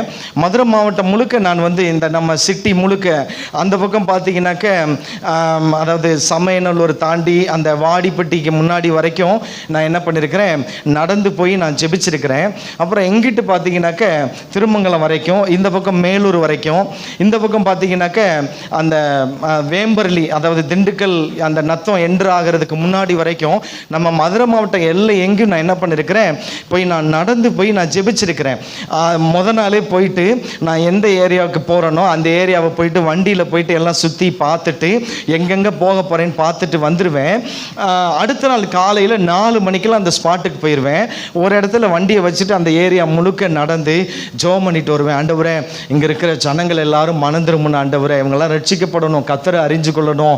இந்த ஜனங்களுடைய அந்த உண்மையான அந்த அதாவது தேவை என்னது, தேடுதல் என்னது, ஏதோ ஒரு விதமான தேடுதலோடு ஜனங்கள் ஓடிட்டு இருக்கிறாங்க, அவங்களெல்லாம் ரட்சிப்புகளை நடத்தணும்னு சொல்லி அப்படிப்பட்ட ஒரு பாரத்தோடு நான் என்ன பண்ணியிருக்கிறேன், நான் இதை செஞ்சுருக்கிறேன். ஒரு அண்ணன் வந்துட்டு ஊழியக்கார அண்ணன் வந்து கன்னியாகுமரியிலேருந்து சென்னை வரைக்கும் அந்த அண்ணன் வாக் பண்ணி ஜெபிச்சிருக்கிறாங்க. ப்ரேயர் வாக் பண்ணி ஜெபிச்சிருக்கிறாங்க. அப்போ மதுரைக்கு அவங்க வரும்போது அவங்கள நான் மீட் பண்ணேன். எங்கள் வீட்டுக்கு வந்தாங்க, அவங்கள நான் உபசரித்தேன். ரொம்ப ஆச்சரியப்பட்டேன். ஏன்னா நான் மதுரை சிட்டியில் தான் நான் நடந்து ஜெபிச்சிருக்கிறேன். அவங்க கன்னியாகுமரியிலேருந்து சென்னை வரைக்கும் போது ரொம்ப அமேசிங்காக இருந்துச்சு, ஆச்சரியமாக இருந்துச்சு. அப்போ அவங்கள்ட்ட கேட்டேன், எப்படிண்ணே இதை நீங்கள் செஞ்சீங்க அப்படின்னு சொல்லிட்டு.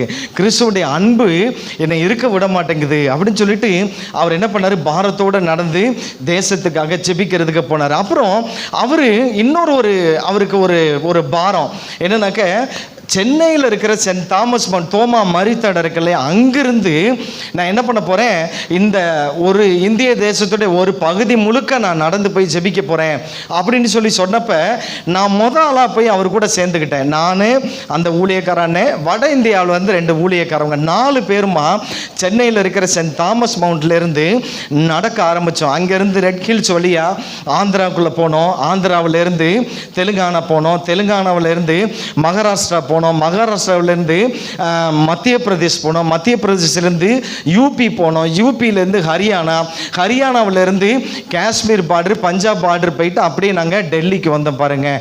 இது எல்லாமே கிட்டத்தட்ட 4 மாதத்தில் ஒரு நாளைக்கு 80லேருந்து 100 கிலோமீட்டர் வாக் பண்ணுவோம் பாருங்கள். தேசத்துக்காக, இந்த இந்திய தேசத்து மக்கள் ரட்சிக்கப்படணும், மனம் திரும்பணும், கர்த்தரை அறிந்து கொள்ளணும், இயேசுவை அறிந்து கொள்ளணும். இந்த ஜனங்கள் பாருங்கள், அதாவது நம்ம சொல்கிறோம் இல்லையா, கேள்விப்பட்டிருப்போம் என்னென்ன வலது கைக்கும் இடது கைக்கும் வித்தியாசம் தெரியாத ஜனங்கள்னு. அங்கே தான் இருக்கிறாங்க எல்லாருமே. வலது கைக்கும் இடது கைக்கும் வித்தியாசம் தெரியாத ஜனங்கள் வாழ்ந்து கொண்டிருக்கிறாங்க. காட்டு மராண்டித்தனமாக வாழ்ந்துட்டு இருக்கிறாங்க. மனம் போன போக்கில் இஷ்டம் போல எப்படி வேணாலும் வாழலாம்னு சொல்லி வாழ்ந்து கொண்டிருக்கிறாங்க. பலவிதமான, அதாவது வெறித்தனத்தோடு என்ன பண்ணிட்டு இருக்கிறாங்க, வாழ்ந்து கொண்டிருக்கிறாங்க. அப்படிப்பட்ட ஜனங்கள் எல்லாரையும் நீங்கள் ரட்சிக்கணும் ஏசப்பா அப்படின்னு சொல்லிட்டு 4 பேருமா கிட்டத்தட்ட 4 மாதங்கள் ஒரு நாளைக்கு 80 கிலோமீட்டர் வாக் பண்ணி ஜெபிக்க ஆரம்பிப்போம். நிறைய நேரங்களில் சாப்பாடு கிடைக்காது, தண்ணி கிடைக்காது, காலெல்லாம் வீங்கி போயிடும் பாருங்க. டாக்டர் வந்து நம்மளை ஒரு 1/2 an hour நம்மளுடைய ஹெல்த்துக்காக நடக்க சொன்னால் என்ன பண்ணுவோம், நம்ம நடக்கிறதுக்கு ரொம்ப யோசிப்போம், அப்படி தானே? என் ஹெல்த்துக்கு நான் 1/2 an hour நடக்கிறதுக்காக என்ன பண்ணுவோம், யோசிப்போம் இல்லையா? முடியாதவங்க டைம் இல்லைம்போ, அப்படி தானே? ஆனால் பாருங்கள், நாங்கள் 4 பேரும் ஒரு நாளைக்கு 80 கிலோமீட்டர் வாக் பண்ணுவோம். தேசத்து மக்களை ரட்சிங்க ஆண்டவரே, அவங்கள தொடுங்க ஆண்டவர், அவங்க எல்லாருடைய கண்களும் திறக்கப்படணும் ஆண்டவரே, அவங்க மனம் மாறணும் அப்படி ஆண்டவரேன்னு சொல்லி ஒரு லிஸ்ட்டே வச்சுக்கிட்டு ஒவ்வொரு காரியத்துக்காக ஜெபிக்க ஆரம்பித்தோம். கிட்டத்தட்ட 4 மாதங்கள் நாங்கள் என்ன பண்ணோம், வாக் பண்ணோம். அந்த வீடியோஸ் எல்லாம் வச்சிருக்கிறோம். காலெல்லாம் பூதம் மாதிரி வீங்கி போய் ஹாஸ்பிட்டல்ஸ்ல எல்லாம் அட்மிட் ஆகி திரும்ப சரி பண்ணி திரும்ப அப்புறம் நடக்க ஆரம்பிச்சு இங்கேருந்து அந்த ஆந்திராவிலேருந்து ஒரு சில இடத்துக்கு நாங்கள் டார்கெட் வச்சு நடந்து ஜெபிச்சுக்கிட்டே போவோம். அந்த போகிற நேரத்திலேயே அந்த லஞ்ச் டைம் முடிஞ்சு போயிடும், ஈவினிங் ஆயிரும், அப்படியே அந்த ஸ்கிப் ஆயிரும். அங்கே இடையிலையும் ஒன்றும் கிடைக்காது, காட்டு பகுதிகள். அப்படியே நடந்துகிட்டே ஜெபிச்சுக்கிட்டே போனோம். ஆண்டவர் வந்து எங்களுக்கு அதை ஆரம்பிக்கிறதுக்கும் முடிக்கிறதுக்கும் ஆண்டவர் எங்களுக்கு கிருபை செஞ்சார். நிச்சயமாகவே இந்திய தேசத்தில் எழுப்புதல் வருது அப்படின்னாக்க உண்மையாகவே எங்களுடைய கால்பட்ட இடங்கள் எல்லாம் நிச்சயமாக அந்த ஜனங்கள் எல்லாம் மனம் திரும்பி ரட்சிக்கப்பட்டு ஆங்காங்கே ஊழியர்கள் எழும்பி பெரிய பெரிய சபைகளை கட்டி ஒரு பெரிய எழுப்புதல் இந்திய தேசத்தில் உண்டாகும் போது ஆமேன்னு சொல்லலாமா? அல்லேலூயா. கரங்களை தட்டி ஆண்டவரை மகிமைப்படுத்தலாமா? ஆண்டவர் வந்து இப்படிப்பட்ட பாரங்கள் என்னுடைய வாழ்க்கையில் கொடுத்தாரு பாருங்க. 4 பேரை நாங்கள் ஆரம்பித்து இதை செய்யறதுக்கு முடிக்கிறதுக்கு ஆண்டவர் எங்களுக்கு உதவி செய்தாது. ஏதாவது எனக்காக ஜீவனை கொடுத்த இயேசுவுக்காக ஏதாவது இந்த உலகத்தில் நான் செய்யணும். எனக்கு சுதந்திரத்தை கர்த்தர் எனக்கு கொடுத்துருக்கிறாரு, நான் நல்லா வாழ்ந்துட்டு இருக்கிறேன். அவருடைய குணாதிசயங்கள் எனக்குள்ள இருக்குதானே? ஆமீன் சொல்லலாமா? இருக்குதானே? பாருங்க, அப்படிப்பட்ட குணாதிசயங்களோடு நம்ம வாழ்ந்து கொண்டிருக்கிறோம். ஆனால் வித்தியாசமே தெரியாமல் அழிந்து கொண்டிருக்கிற ஜனங்கள் ஏராளமாக இருக்கிறாங்க வெளியில். அவங்களுக்கு போய் அவங்கள மீட் பண்ணி அவங்களுக்கு சுவிசேஷம் சொல்லி அப்படிப்பட்ட ஜனங்களை மீட் பண்ணி நம்ம கிறிஸ்தவன்ட்ட கொண்டு வரணுன்றது தான் இங்கே அப்போஸ்தலனாகிய பவுல் சொல்கிறார். அன்பினாலே ஒருவருக்கு ஒருவர் ஊழியம் செய்யுங்கள்னு சொல்கிறாரு. இன்றைக்கி நம்முடைய வாழ்க்கையில் அந்த மெய்யான சுதந்திரத்தை நம்மளோட வாழ்க்கையில் அனுபவிச்சுட்டு இருக்கிறோம். இந்த மெய்யான சுதந்திரம்னு சொல்லிட்டு தங்களுடைய வாழ்க்கையை சீரழித்து இப்படிப்பட்ட மாம்ச கிரியைகளோடு வாழ்ந்து கொண்டிருக்கிற ஜனங்கள் எல்லாம் விடுதலையாகும்படியா கர்த்தர் உங்களை என்னை தான் தெரிந்து கொண்டிருக்கிறார். அல்லேலூயா சொல்லலாமா? நீங்களும் நானும் தான் அவருக்கு தேவை. உங்களை என்னை தான் கர்த்தர் என்ன பண்ணியிருக்கிறாரு, தெரிந்தெடுத்திருக்கிறார். முக்கியமாக இந்த மக்களுக்காக உங்களை கர்த்தர் வந்து நிச்சயமாக என்ன பண்ணியிருக்கிறாரு, தெரிந்தெடுத்து உங்கள் மூலயமா பாஸ்டர் சொன்னாங்க இல்லையா, 15 லட்சம் ஜனங்கள் வந்து என்ன பண்ணிட்டு இருக்கிறாங்க, வாழ்ந்துட்டு இருக்கிறாங்க. இந்த 15 லட்சம் ஜனங்களும் உங்க மூலமா இயேசுவை அறிந்து கொள்ள போறாங்க. அல்லேலூயா சொல்லலாமா? இயேசுவை ஏற்றுக்கொள்ள போறாங்க, இரட்சகரை ஏற்றுக்கொள்ள போறாங்க. ஆங்காங்கே திருச்சபைகள் பெருக போகுது, ஆங்காங்கே ஊழியர்கள் எழும்ப போறாங்க. இது ஒரு பெரிய ஒரு எழுப்புதலா இந்த இந்திய தேசத்துல மாறப்போகுது. நம்ம இந்த வேலையில நம்ம கண்களை மூடி நம்ம ஜெபம் பண்ண போறோம். ஆண்டவரே, என்னுடைய வாழ்க்கையில எனக்கு நீங்க கிருபையினால விசுவாசத்தை கொண்டு நான் ரட்சிக்கப்பட்டிருக்கிறேன். ஆண்டவரே, அந்த உண்மையான கிறிஸ்தவன் சொல்லுகிற அந்த சுதந்திரத்தை என்னுடைய வாழ்க்கையில நான் அனுபவித்து கொண்டிருக்கிறேன்.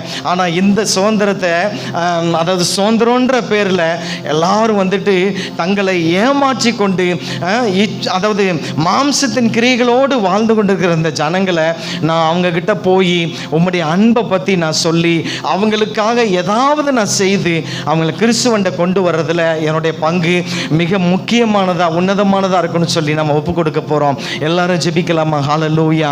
கண்களை மூடி ஜெபிக்கலாமா? கண்களை மூடலாமா? ஹல்லேலூயா, ஹல்லேலூயா. கண்களை மூடிலாமா? கண்களை மூடி கர்த்தரை நோக்கி பார்க்கலாமா? ஹல்லேலூயா. சர்வ வல்லமையுள்ள தேவன் நம்ம மத்தியில பிரசன்னமாகி இருக்கிறார். ஹல்லேலூயா. மெய்யான விடுதலையை நாம் பெற்றிருக்கிறோம், மெய்யான விடுதலையை நாம் பெற்றிருக்கிறோம். பிரியமானவர்களே, பாவ கட்டுகளிலிருந்து நமக்கு விடுதலை கொடுக்கப்பட்டிருக்கிறது. இயேசுவின் நாமத்தினால, அவருடைய இரத்தத்தினால நாம் மீட்கப்பட்டிருக்கிறோம். அவருடைய இரத்தத்தால நாம் மீட்கப்பட்டிருக்கிறோம். ஹல்லேலூயா. அவருடைய இரத்தத்தால நாம் கழுவப்பட்டிருக்கிறோம், நாம் நீதிமான்கள் ஆக்கப்பட்டிருக்கிறோம். பிரியமானவர்களே, ஹல்லேலூயா. நமக்கு மரண பயம் கிடையாது, நமக்கு எதிர்காலத்தை குறிச்சதான பயம் கிடையாது, நமக்கு நியாய தீர்ப்புடைய நுகத்திலிருந்து நாம் விடுதலையாக்கப்பட்டிருக்கிறோம். பிரியமானவர்களே, ஹல்லேலூயா. ஒரு உன்னதமான மகிழ்ச்சி, நித்தியமான சந்தோஷம், நித்திய ஜீவன் நமக்காக காத்திருக்கிறது. அப்படிப்பட்ட உன்னதமான அழைப்பிற்குள்ள நாம் வந்திருக்கிறோம். ஹல்லேலூயா. அந்த சர்வ வல்லமையுள்ள தேவன் இவை எல்லாவற்றையும் நமக்கு இலவசமாக கொடுத்திருக்கிறார். அவருடைய மகன் மூலமாக, ஆண்டவராக இயேசு கிறிஸ்து மூலமாக நமக்கு இப்பேற்பட்ட உன்னதமான அனுபவங்களை நம்முடைய வாழ்க்கையில் கொடுத்திருக்கிறார். ஹல்லேலூயா, ஹல்லேலூயா. நம்ம எல்லாரும் விடுதலையாக்கப்பட்டிருக்கிறோம். இந்த உலகத்துல ஹல்லேலூயா நாம் சுதந்திரமாக நாம் வாழ்ந்து கொண்டிருக்கிறோம். கிறிஸ்துவுடைய தன்மையை தரித்தவர்களாக, அவருடைய குணாதிசயங்களை வெளிப்படுத்துகிறவர்களாக இந்த உலகத்துல நாம் வாழ்ந்து கொண்டிருக்கிறோம். ஹல்லேலூயா, ஹல்லேலூயா. வலது கைக்கும் இடது கைக்கும் வித்தியாசம் தெரியாத ஜனங்கள் இந்த உலகத்துல வாழ்ந்து கொண்டிருக்கிறாங்க. அவங்களை தேடி போய் அவங்களுக்கு ஹல்லேலூயா இயேசு என்ன செய்தாரோ, இயேசு அவர்களுக்கு எப்படிப்பட்ட சுவிசேஷத்தை அறிவித்தாரோ அப்படி நாமும் செய்ய வேண்டும் என்பதை கர்த்தர் நம்மிடத்தில் எதிர்பார்க்கிறார். ஹல்லேலூயா. யாரும் சும்மா இருக்க வேண்டாம், எல்லாரும் ஒப்பு கொடுக்கலாமா? ஆண்டவரே, என்னுடைய வாழ்க்கையில ஆண்டவரே என்னை ஹல்லேலூயா இந்த உலகத்துல சுதந்திரவாளியாக, என்னை ஹல்லேலூயா ஆசீர்வதிக்கப்பட்டவனாக, என்னை ஆசீர்வதிக்கப்பட்டவளாக இந்த உலகத்துல என்னை வாழ வச்சிருக்கிறீங்கப்பா. அதற்கு ஒரு நோக்கம் உண்டு, அதுக்கு ஒரு முகாந்திரம் உண்டுன்னு சொல்லி ஆண்டவர் இன்னைக்கு உங்களை பார்த்து சொல்றாரு. பிரியமானவர்களே, ஒப்பு கொடுக்கலாமா? ஒப்பு கொடுக்கலாமா? இந்த வேலையில ஒப்பு கொடுக்கலாமா? இந்த நாடே இன்னைக்கு சுதந்திர தினத்தை கொண்டாடிட்டு இருக்குது. ஆனா உண்மையான சுதந்திரம் என்னன்னு தெரியாம உலக மக்கள் எல்லாம் ஒரு விதத்துல தவித்து கொண்டிருக்கிறார்கள். ஒரு பக்கத்துல பாவ பழக்க வழக்கங்கள் பெருகி கொண்டே இருக்குது, அடிமைத்தனத்திற்குள் போய்கொண்டே இருக்கிறார்கள். யாராச்சும் எனக்கு விடுதலை தருவாங்களா? எனக்கு சுதந்திரம் கிடைக்குமா? எனக்கு சந்தோஷம் எங்கேயாச்சும் கிடைக்குமா? எனக்கு சமாதானம் எங்கேயாச்சும் கிடைக்குமான்னு அலைந்து தெரிந்து கொண்டிருக்கிற இந்த வேலையில தாமே ஹல்லேலூயா, ஹல்லேலூயா, உங்களை என்னையும் தான் கர்த்தர் தெரிந்தெடுத்திருக்கிறார். நீங்களும் நானும் தான் அவருக்கு தேவை. ஹல்லேலூயா. அவருடைய உண்மையான ரட்சிப்பை பெற்றுக்கொண்ட நாம, உண்மையான விடுதலையை அனுபவிக்கிற நாம தான் அதுக்கு பொறுப்பு. நாம தான் தேடி போகணும். கர்த்தர் நம்மிடத்துல எதிர்பார்க்கிறார். பிரியமானவர்களை, ஒப்பு கொடுக்கலாமா? ஹல்லேலூயா. நம்மை தேடி வந்த இயேசு நமக்காக தரித்திரரானார், நமக்காக பாவமானார். பிரியமானவர்களை, நமக்காக அவருடைய ஜீவனையே கொடுத்தார். ஹல்லேலூயா. அவருடைய ஒரே பேரான குமாரனையே நமக்காக கொடுத்து விட்டார். பிரியமானவர்களை, ஹல்லேலூயா. நாம் அவருக்காக எதை இழந்திருக்கிறோம்? ஹல்லேலூயா. எனக்காக மரித்த இயேசுவுக்காக நான் எதை இழந்திருக்கிறேன்? நான் எதை விட்டு கொடுத்திருக்கிறேன்? என்னுடைய வாழ்க்கை எப்படிப்பட்டதாக இருக்கிறது? என்னுடைய வாழ்க்கை முறை, நான் சாட்சியுள்ள வாழ்க்கை வாழ்ந்து கொண்டிருக்கிறேனா? என்னுடைய வாழ்க்கையின் மூலமாக யாராவது மனம் திரும்புகிறார்களா? ரட்சிக்கப்பட்டிருக்கிறார்களா? யாராவது கிறிஸ்துவண்டை வருகிறார்களா என்று சொல்லி நம்மை நாமே ஹல்லேலூயா சோதித்து அறிவோமா? நிதானித்து அறிவோமா? ஹல்லேலூயா. ஒப்பு கொடுக்கலாமா? ஹல்லேலூயா. அந்த வேலையில ஆண்டவர்கிட்ட சொல்லலாமா? ஆண்டவரே, என்னை நான் கொடுக்கிறேன் கொடுக்குறேன் ஆண்டவரே, என்னை நான் கொடுக்குறேன் ஆண்டவரே, என்னை எடுத்துக்கொள்ளுங்க ஆண்டவரே. ஆண்டவரே நான் போறேன் ஆண்டவரே. ஆண்டவரே இந்த உலகத்துக்கு உங்க அன்பை ஆண்டவரே அறிமுகப்படுத்துகிறவனாக ஆண்டவர் உம்முடைய ஆண்டவரே அந்த உன்னதமான ஆண்டவர் அன்பினால ஒருவருக்கு ஊழியம் செய்து ஆண்டவர் ஒருவரை தேற்றும்படியான அப்படிப்பட்ட சேவைகளை செய்ய நாம் போற ஆண்டவரேன்னு சொல்லி ஒப்பு கொடுக்கலாமா? ஹல்லேலூயா, ஹல்லேலூயா. நம்மோடு கர்த்தர் பேசிக் கொண்டிருக்கிற, இடைப்பட்டு கொண்டிருக்கிற பிரியமானவர்களே, ஹல்லேலூயா, ஹல்லேலூயா, ஹல்லேலூயா. ஸ்தோத்திரம் ஆண்டவரே. பரலோக பிதாவே, இந்த மக்கள் எல்லாரையும் உங்க கரத்தில் ஒப்பு கொடுக்கிற ஆண்டவரே, இந்த ஆண்டவரே இந்த மெய்யான சுதந்திரத்தை கிறிஸ்து எங்களுக்கு கொடுத்திருக்கிற அந்த மெய்யான சுதந்திரத்தை எங்களோட வாழ்க்கையில நாங்கள் அனுபவித்துக் கொண்டிருக்கிறோம் ஆண்டவரே. ஆண்டவரே ஹல்லேலூயா. ஆண்டவரே இப்படிப்பட்ட ஆண்டவரே ஆண்டவரே சுதந்திரம் இல்லாமல் ஆண்டவரே விடுதலை இல்லாமல் ஆண்டவரே அங்குமிங்குமாக அலைந்து கொண்டு ஆண்டவரே இயேசுப்பா பாவ பழக்க வழக்கங்களுக்கு ஈடுபடுத்தி கொண்டு ஆண்டவரே கட்டுகளுக்குள்ள ஆண்டவரே இயேசுப்பா ஆண்டவரே அடிமைத்தனத்திற்குள்ள போய் கொண்டிருக்கிற ஆண்டவரே இப்படிப்பட்ட ஜனங்களெல்லாம் நாங்கள் மீட்கும்படியாக எங்களை ஒப்பு கொடுக்கிற ஆண்டவரே. நாங்கள் போய் அவர்களை மீட்கும்படியாக அன்பினாலே ஒருவருக்கு ஒரு ஊழியம் செய்யும்படியாக எங்களை ஒப்பு கொடுக்கிற ஆண்டவரே. எங்களுக்காக நீர் மரித்திருக்கிறீர் ஆண்டவரே. ஏதாவது உமக்காக நாங்கள் செய்ய எங்களை ஒப்பு கொடுக்கிற ஆண்டவரே. ஹல்லேலூயா, ஹல்லேலூயா. ஆண்டவரே எங்களோடு நீங்க பேசின இந்த வார்த்தைகளுக்காக உமக்கு நன்றி செலுத்துகிற ராஜா. ஆண்டவரே இந்த ஆண்டவரே 80வது சுதந்திர தின நாளிலேயும் கூட எங்களை ஒப்பு கொடுக்கிற ஆண்டவரே. ஆண்டவர் ஒவ்வொரு நாளும் உம்மை அறிவிக்கிறவர்களாக ஆண்டவரே உம்முடைய நாமத்தை பிரஸ்தாபப்படுத்துகிறவர்களாக நாங்கள் இந்த உலகத்தில் யாரையாவது ஆதாயப்படுத்தி ஆண்டவரை திருச்சபைக்கு கொண்டு வருகிறவர்களாக நாங்கள் வாழ எங்களுக்கு ஒவ்வொரு நாளும் ஆண்டவரை கிருபை செய்ய வேண்டுமாய் நாங்கள் ஜெபிக்கிறோம் ஆண்டவர். எங்க இருக்கிற ஒவ்வொருவரையும் உங்க கரத்தில் ஒப்பு கொடுத்து ஆசீர்வதித்து ஜெபிக்கிற ஆண்டவரே. துதி கன மகிமை யாவும் உமக்கே நாங்கள் ஏறெடுக்கிறோம் அப்பா. அப்பிரயோஜனமான ஊழியன் ஆண்டவரை நீங்க சொன்னதை மாத்திரம் செய்திருக்கிறேன். உங்க நாமம் மாத்திரமே மைப்படுவதாக இயேசு கிறிஸ்துவின் வல்லமையில நாமத்தில் ஜெபிக்கிறேன் எங்கள் அன்பின் பரலோக பிதாவே. ஆமென், ஆமென், ஆமென். ஹல்லேலூயா, ஹல்லேலூயா. சத்தமாக ஹல்லேலூயா. நல்லதொரு செய்தியை நம்ம கேட்டிருக்கிறோம். கர்த்தருடைய வார்த்தை நம்மோடு கூட பேசியிருக்கிறது. மெய்யான ஒரு ஃப்ரீடம், மெய்யான ஒரு விடுதலை, உண்மையான ஒரு சுதந்திரத்தை நாம் பெற்றுக்கொள்ள முடியாத கிருபை தேவன் தந்திருக்கிறார். ஹல்லேலூயா. எத்தனை பேர் அந்த பாவத்தில் விடுதலை பெற்றவங்க இருக்கீங்க? எத்தனை பேருக்கு அந்த பாவ விடுதலை நம்பிக்கை இருக்குது? ஹல்லேலூயா. தேவன் நம்மை அவ்விதமாய் விடுதலையாக்கிக்கிறார். பாவத்தில் கடந்த நம்மை, அடிமைத்தனத்தில் கிடந்த நம்மை, விக்கிரகாரங்களை கிடந்த நம்மை எல்லாவற்றையும் விடுவித்து இன்றைக்கு சுதந்திரமாய் ஆண்டவரை ஆராதிக்க தேவன் கிருபை தந்திருக்கிறார். ஹல்லேலூயா. ரொம்ப அசந்து உட்கார்ந்துருப்பீங்க, கொஞ்சம் எந்திரிக்கலாமா? கொஞ்சம் நீங்களாம் எந்திரிக்க வச்சா தான் சரிப்படும். அப்போ தான் கொஞ்சம் ஃப்ரெஷ்ஷாகும். ஒரு முக்கியமான பகுதிக்கு நிறைய கடந்து வருகிறோம். பாஸ்டர் சொல்லிட்டாருன்னு தெரியும். முக்கியமான பகுதினா எதுன்னு அவங்களுக்கு தெரியும். காணிக்கையின் பகுதி. அருமையான தம்பி ஜாய்சன் அவரே சில பாடல் அவரே எழுதி அவர் பாடியிருக்கிறார். அவரே எழுதி அவரே பாடி சில பாடலை யூடியூப்பில் போட்டிருக்கார். அதில் ஒரு பாடல் அருமையான தம்பி பாடும்போது நாம் கர்த்தருக்கென்று நம்மையும் நம்முடைய காணிக்கையும் நாம் அர்ப்பணிப்போம். பிளஸ்ஸிங்.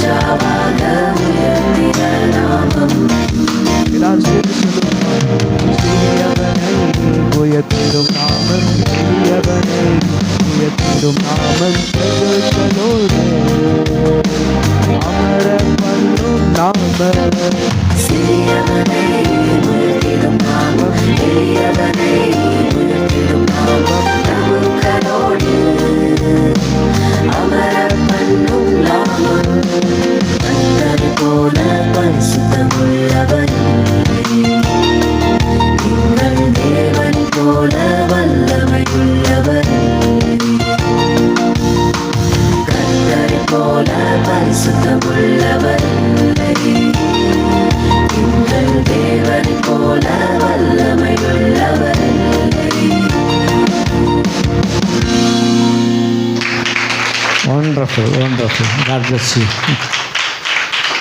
ஜெபம் பண்ணுவோம். படைக்கப்பட்ட காணிக்கை ஜெபம் கன்னியம்மா முன்பாய் வந்து படைக்கப்பட்ட காணிக்கை கர்த்தர் ஆசீர்வதிக்கும்படியாக கன்னியம்மா ஜெபம் பண்ணுவாங்க.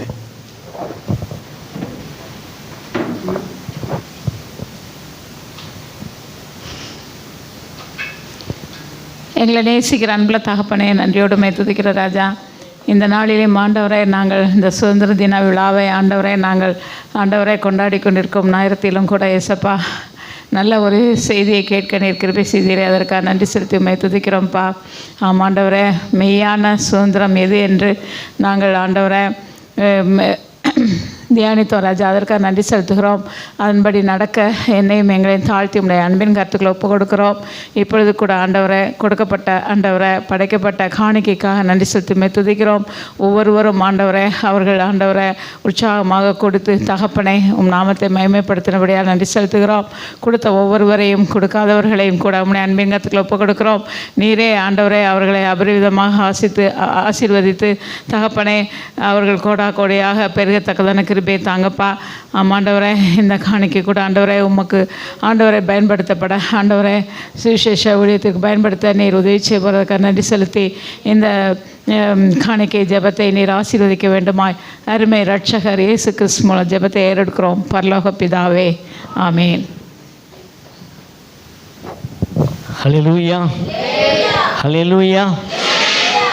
பக்கத்தில் உள்ளவங்க பார்த்து கை கொடுத்து சொல்லுங்கள். பக்கத்தில் உள்ளவங்க கை கொடுத்து கர்த்தர் நல்லவர், கர்த்தர் நல்லவர், கர்த்தர் நல்லவர், கர்த்தர் நல்லவர், மெய்யாகவே நல்லவர்.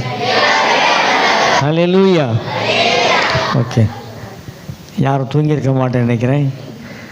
சப்போஸ் யாராவது தூங்கியிருந்தால் இப்படி ஆட்டி விட்டுங்க, சரியா?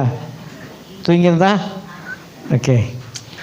ரெண்டாவது கர்த்தருடைய வார்த்தை கேட்கும்போது அருமையான ஜாஸ்மின் சுஜிதா சிஸ்டர் அவர்கள் தேவனுடைய வார்த்தையை பகிர்ந்து கொள்வார்கள். கரங்களை தட்டி நாம் அவர்களை வரவேற்போம்.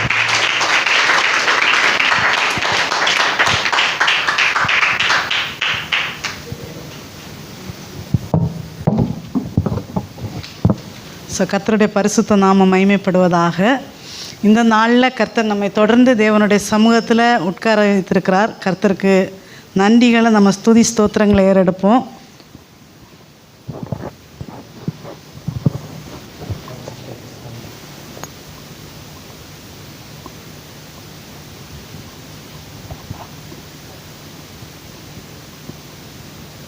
ஓகே, ஸோ தேவன் நமக்கு நம் காலையில் கேட்ட செய்தியின்படியாக மெய்யான சுதந்திரத்தை கொடுத்திருக்கிற நம்முடைய வாழ்க்கையில் தேவனுடைய சமூகத்தில் நம்ம வேரூன்றி வாழும்போது எப்படிப்பட்ட செழிப்பை நமக்கு கொடுக்கிறார் என்பதை குறித்து நாம் இப்போது தியானிக்கலாம். நாம் நாளிலையும் கூட கர்த்தருடைய வார்த்தைக்கு நேராக திருப்புவோம். சங்கீதம் 92:13 வசனத்தை யாராவது ஒரு வாசிக்கலாம். 92 சங்கீதம் 13 வசனம். ஸோ கர்த்தருடைய ஆலயத்திலே நாட்டப்பட்டவர்கள் தேவனுடைய பிரகாரங்களில் செழித்திருப்பார்கள் அப்படின்னு சொல்லிட்டு பார்க்குறோம். இங்கே முதலாவது சொல்லப்பட்டு எங்கே நாட்டப்பட்டிருக்கணுமா? கர்த்தருடைய ஆலயம் இல்லை. ஸோ இந்த கர்த்தருடைய ஆலயம் அப்படின்னு சொல்லி பார்க்கும்போது நாம் இந்த நாளில் நம்ம இங்கே திருச்சபையாய் கூடி இருக்கிறோம். ஒரு பரிசுத்த வேதாகமத்தில் பழைய ஏற்பாடில் பார்த்தோம் அப்படின்னா முதலாக யாத்ராகமம் 25:8 வாசிக்கலாமா? யாத்ராகமம் 25வது அதிகாரம் 8வது வசனம்.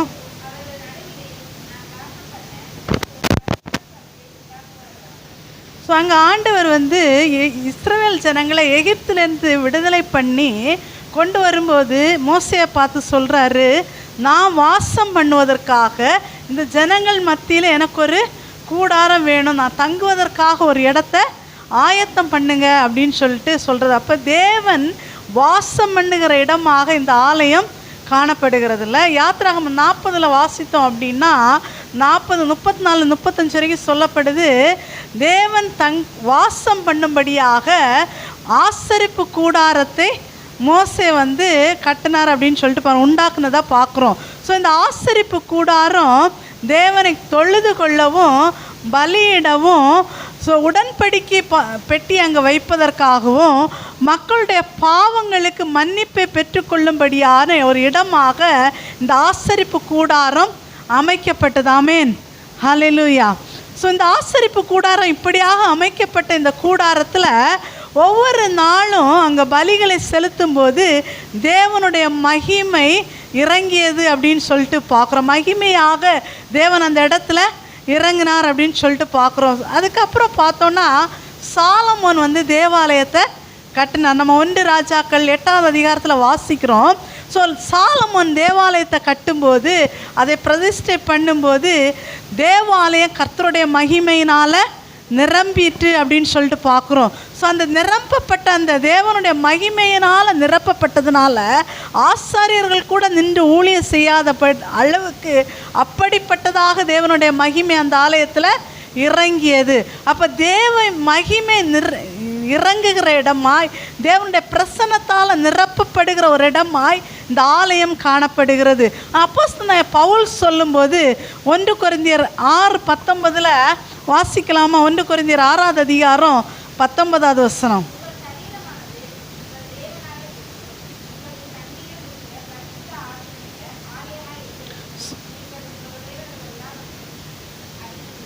ஸோ இந்த சரீரமானது தேவனுடைய ஆலயம் அப்படின்னு சொல்லப்படுகிறத பார்க்குறோம்ல. ஸோ நாமே தேவனுடைய ஆலயமாக இருக்கிறோம். ஸோ இந்த ஆலயத்தில் கிறிஸ்து வாசம் பண்ணுகிறார் அப்படின்னு சொல்லிட்டு பார்க்குறோம். சரீரமாக ஆலயமாக இருக்கிற நாம் ஒன்றாக கூடியிருக்கிற இந்த இடம் திருச்சபையாக காணப்படுகிறது. ஸோ இன்னும் நம்ம வெளிப்படுத்தலை வாசிக்கும் போது 21 வாசித்தோம் அப்படின்னா 21, 22 யாராவது ஒருத்தர் வாசிக்கலாமா?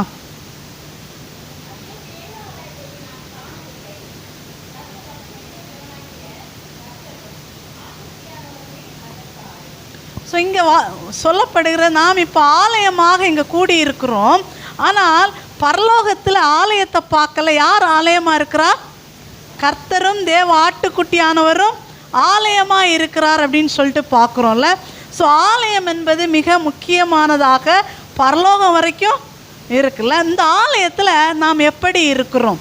இந்த ஆலயம் தேவன் ஜனங்களை சந்திக்கிற இடமாய் காணப்படும். தேவனும் மனிதனும் பேசுகிற இடமாய், இன்னும் தேவனுடைய விருப்பமும் நம்முடைய விருப்பமும் ஒன்றாக கலந்து செயல்படுகிற ஒரு இடம்தான் இந்த ஆலயம் அப்படின்னு சொல்லி பார்க்குறோம். இதே ஆலயத்தை தான் சொல்லப்படுகிறது நியாய தீர்ப்பு முதலாவது கர்த்தருடைய சபையில் தான் ஆரம்பிக்கப்படும் அப்படின்னு சொல்லிட்டு. ஸோ இப்படிப்பட்ட இந்த கர்த்தருடைய ஆலயம் நாமே அந்த ஆலயமாக இருக்கிறோம். இந்த ஆலயத்தை நாம் எப்படி காத்து கொள்ளுகிறோம்? பிரசங்கி 5வது அதிகாரம் 1-2 வசனங்களை வாசிக்கலாமா?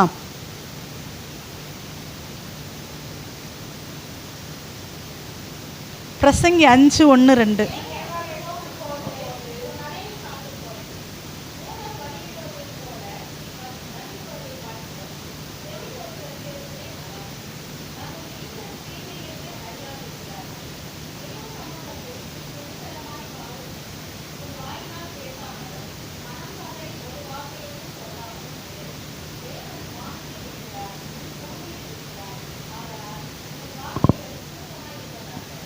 ஸோ கர்த்தருடைய ஆலயத்துக்கு வரும்போது நாம் எப்படி இருக்கிறோம்? இங்கே என்ன சொல்லப்படுது? ஆலயத்துக்கு வரும்போது உன் நடையை காத்துக்கொள் அப்படின்னு சொல்லப்பட்டிருக்கு. ஆலயத்தில் வாய் திறந்து ஒரு வார்த்தையும் பேசாத, நீ கீழே இருக்கிற தேவன் வானத்தில் இருக்கிறார் என்பதை அறிந்து கொள் அப்படின்னு சொல்லிட்டு. ஆனால் நாம் ஆலயத்துக்கு வரும்போது இந்த நிலையில் வர்றோமா? இந்த ஆலயத்தில் அப்படி நாம் கூடி ஆராதிக்கும் போது அந்த நிலையில் இருக்கிறோமா?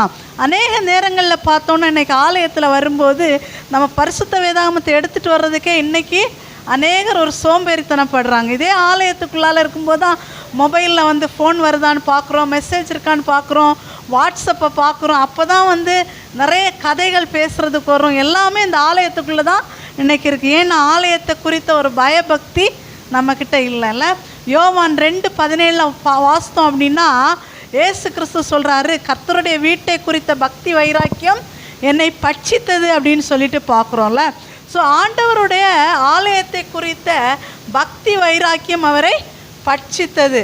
ஸோ இந்த ஆலயத்தில் நம்ம கூடி வருகிற நேரம் நாம் எப்படி இருக்கிறோம்? இந்த ஆலயத்தை குறித்த வைராக்கியம் நமக்குள்ளால் எப்படி இருக்கிறது? ஒருவேளை நாம் கூடுகிற இந்த ஆலயமாக இருக்கட்டும், நான் கர்த்தர் வாசம் பண்ணுகிற நம் சரீரமாகிய ஆலயத்தை நாம் எப்படி காத்து கொள்ளுகிறோம் இல்லை? இந்த சரீரமாகிய ஆலயம் ரொம்ப ரொம்ப முக்கியமானது இல்லை? இந்த சரீரமாகிய ஆலயத்தை நாம் ரொம்ப மிக கவனமாக காத்துக்கணும். கர்த்தர் கொடுத்த ஆலயம், இந்த கண்ட குப்பையும் இந்த ஆலயத்துக்குள்ளால் வரவே கூடாது இல்லை? ஸோ இந்த ஆலயத்தை நாம் பரிசுத்தமாய் நாம் காத்து கொள்ள வேண்டும். இந்த ஆலயத்தை நாம் ஆரோக்கியமாய் காத்து கொள்ள வேண்டும். இதெல்லாம் கர்த்தர் நம்ம கையில் கொடுத்திருக்கிறார். ஸோ அதே போல் இந்த ஆலயத்துக்கு கர்த்தரை தொழுது கொள்ளுவதும் மிக மிக முக்கியமானது. இன்றைக்கி பாருங்கள், ஞாயிற்றுக்கிழமை தான் நிறைய கம்பெனிஸில் வேலைக்கு அப்ளை பண்ணும்போது சண்டே தான் இன்டர்வியூக்கு கூப்பிடுவாங்க. சண்டே தான் அநேக கவர்மெண்ட் எக்ஸாம்ஸ் எல்லாம் டிஎன்பிஎஸ்சி இருக்கட்டும், குரூப் எக்ஸாம், டெட் எதுனாலும் என்னைக்கு வைக்கிறாங்க? சண்டே வைக்கிறாங்கல்ல. ஸோ ஆலயத்துக்கு போகிறோமோ இல்லையா, எங்கே போயிடுவோம்? அங்கே நம்ம கட்டாயம் போயிடுவோம்ல. ஸோ நம்ம ஓய்வு நாள் அன்னைக்கு தான் வருது. அப்போ என்ன பண்ணணும்? காலையில் மார்னிங் சர்வீஸு கட்டாயம். ஒருவேளை நம்ம ஆலயத்தில் இருக்கோம், இல்லை எங்கேயோ காலையில் சர்வீஸ் இருக்கும், இல்லை ஈவினிங் சர்வீஸ் இருக்கும். ஸோ எங்கேயோ சர்வீஸ் அட்டன் பண்ணிவிட்டு போனோம்ல.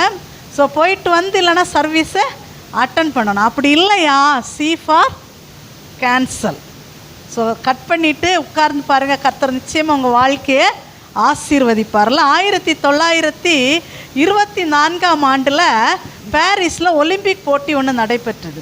ஸோ இந்த ஒலிம்பிக் போட்டியில் பிரிட்டிஷ் வீரராக வேல்ஸ் நாட்டிலேருந்து எரிக் லிட்டில் அப்படின்ற ஒரு நபரை செலக்ட் பண்ணி அனுப்புகிறாங்க 100 மீட்டர் ஓட்ட பந்தயத்துக்கு. ஸோ இவன் எப்படியாவது நமக்கு தங்க பதக்கத்தை வெல்லுவான் அப்படின்றது அவங்களோட பெரிய நம்பிக்கை. அவன் அவ்வளோ நல்லா விளையாடுகிறவன். ஸோ இதனால் இவனை அனுப்பும்போது பார்த்தீங்க, பேர் பரிந்துரைச்சிட்டாங்க, செலக்ட் பண்ணி எல்லாம் முடிஞ்சிருச்சு. போட்டி நடக்கிற நாள் வருது.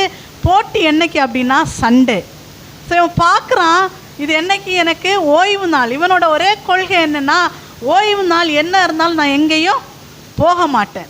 அப்போ சண்டே வந்து என்ன பண்ணிட்டான், இவன் போட்டிக்கு போகலை, நேரே ஆலயத்துக்கு போகிறான். அந்த பாரிஸில் ஒரு ஆலயத்தில் போய் கர்த்தரை தொழுது கொள்ள போயிருக்கிறான். ஆனால் இங்கே பாரிஸ் ஒலிம்பிக் போட்டி நடைபெற இடத்துல இங்கிலாந்துலேருந்து ராணி வந்து உட்கார்ந்துருக்குறாங்க. எதுக்காக?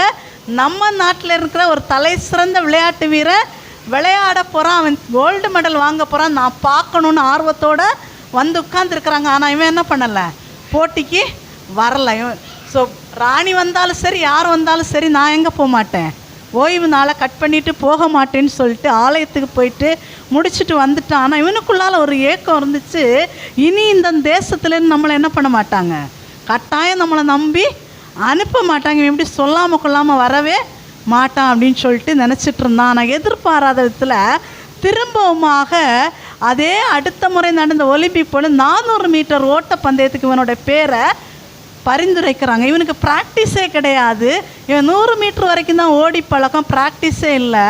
ஆனால் ஸோ இவன் கர்த்தருடைய பலத்தினால ஓடி கோல்டு மெடல் வாங்கினான் அப்படின்னு சொல்லிட்டு பார்க்குறோம். அப்போ தேவனுக்காக நாம் வைராக்கியமாக இருக்கும்போது கர்த்தர் நமக்காக நிச்சயமாக என்ன பண்ணுவார், வைராக்கியம் பாராட்டுவார், நம்மை ஆசீர்வதிப்பார். இதை தான் நம் கர்த்தருடைய ஆலயத்துக்கு நான் கொடுக்கிற முக்கியத்துவத்தினால தேவன் நமக்கு கொடுக்கிற ஆசீர்வாதத்தை பார்க்குறோம். ரெண்டாவதாக இந்த கர்த்தருடைய ஆலயத்தில் நாட்டப்பட்டவர்கள். ஸோ இந்த நாட்டப்பட்ட வாழ்வு நாம் பாருங்களேன், ஒரு மரத்தை ஒரு செடி தானாக முளைக்கிறதுக்கும் நம்ம நடுறதுக்கும் ரொம்ப வித்தியாசம் இருக்குல்ல. நம்ம நடும்போது அதனுடைய இடத்த பார்ப்போம், மண்ணை பார்ப்போம், அது எப்படிப்பட்ட விதத்தில் நட்டால் நல்லா இருக்கும், பலன் கொடுக்கும் அப்படின்னு சொல்லிட்டு நம்ம பார்த்து தான் நடுவோம். அதே போல் தான் தேவன் எங்கேயோ இருந்த நம்மை தெரிந்தெடுத்து இந்த சபைக்குள்ளால் கொண்டு வந்து நாட்டி இருக்கிறார். இது ஏதோ ஒரு எதேச்சியாக நடந்ததல்ல.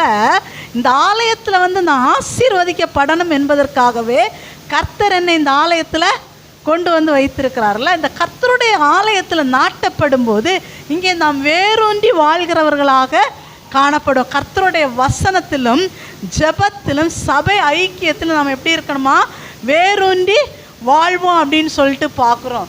அதனால தான் ஆண்டவர் சொல்லும்போது அதே சங்கீதம் 92:12 வாசிக்கலாமா?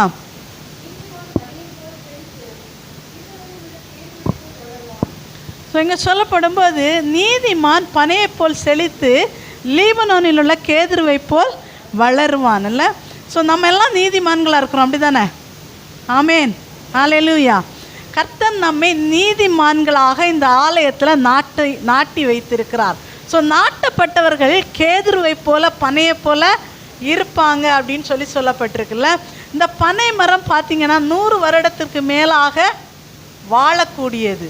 ஸோ இந்த பனை மரத்தை சொல்லும்போது எப்படிப்பட்ட பாலைவனமாக இருந்தாலும் வறட்சியாக இருந்தாலும் பூமிக்கு அடியில் எவ்வளவு தூரத்தில் தண்ணி இருந்தாலும் அந்த தண்ணியை கண்டுபிடிக்காமல் விடாது. அவ்வளவு ஆழமாக அதனுடைய வேர் போய் அந்த ஆழத்தில் பூமிக்கு அடியிலிருந்து போய் தண்ணி எடுக்குமா இல்லை. அதே போல் நாம் இந்த பூமியில் வாழும்போது எப்படிப்பட்ட வறட்சியான சூழல் இருந்தாலும் கர்த்தருடைய வேதத்தில் ஆழமாய் வேரூன்றும் போது நமக்கு எப்படிப்பட்ட பிரச்சனைகள் வந்தாலும் நாம் என்ன பண்ண மாட்டோம், சோர்ந்து போகவே மாட்டோம், கவலைப்படவே மாட்டோம். இதுதான் நாட்டப்பட்ட ஒருவனுடைய வாழ்வு. இல்லை, அடுத்த சொல்லப்படுது, அங்கே என்ன சொல்லப்பட்டிருக்கு, கேதுரு மரத்தை சொல்லியிருக்கு. இல்லை, இந்த கேதுரு மரம் 100லேருந்து 130 அடி வளரும் அப்படின்னு சொல்லிட்டு பார்க்குறோம்.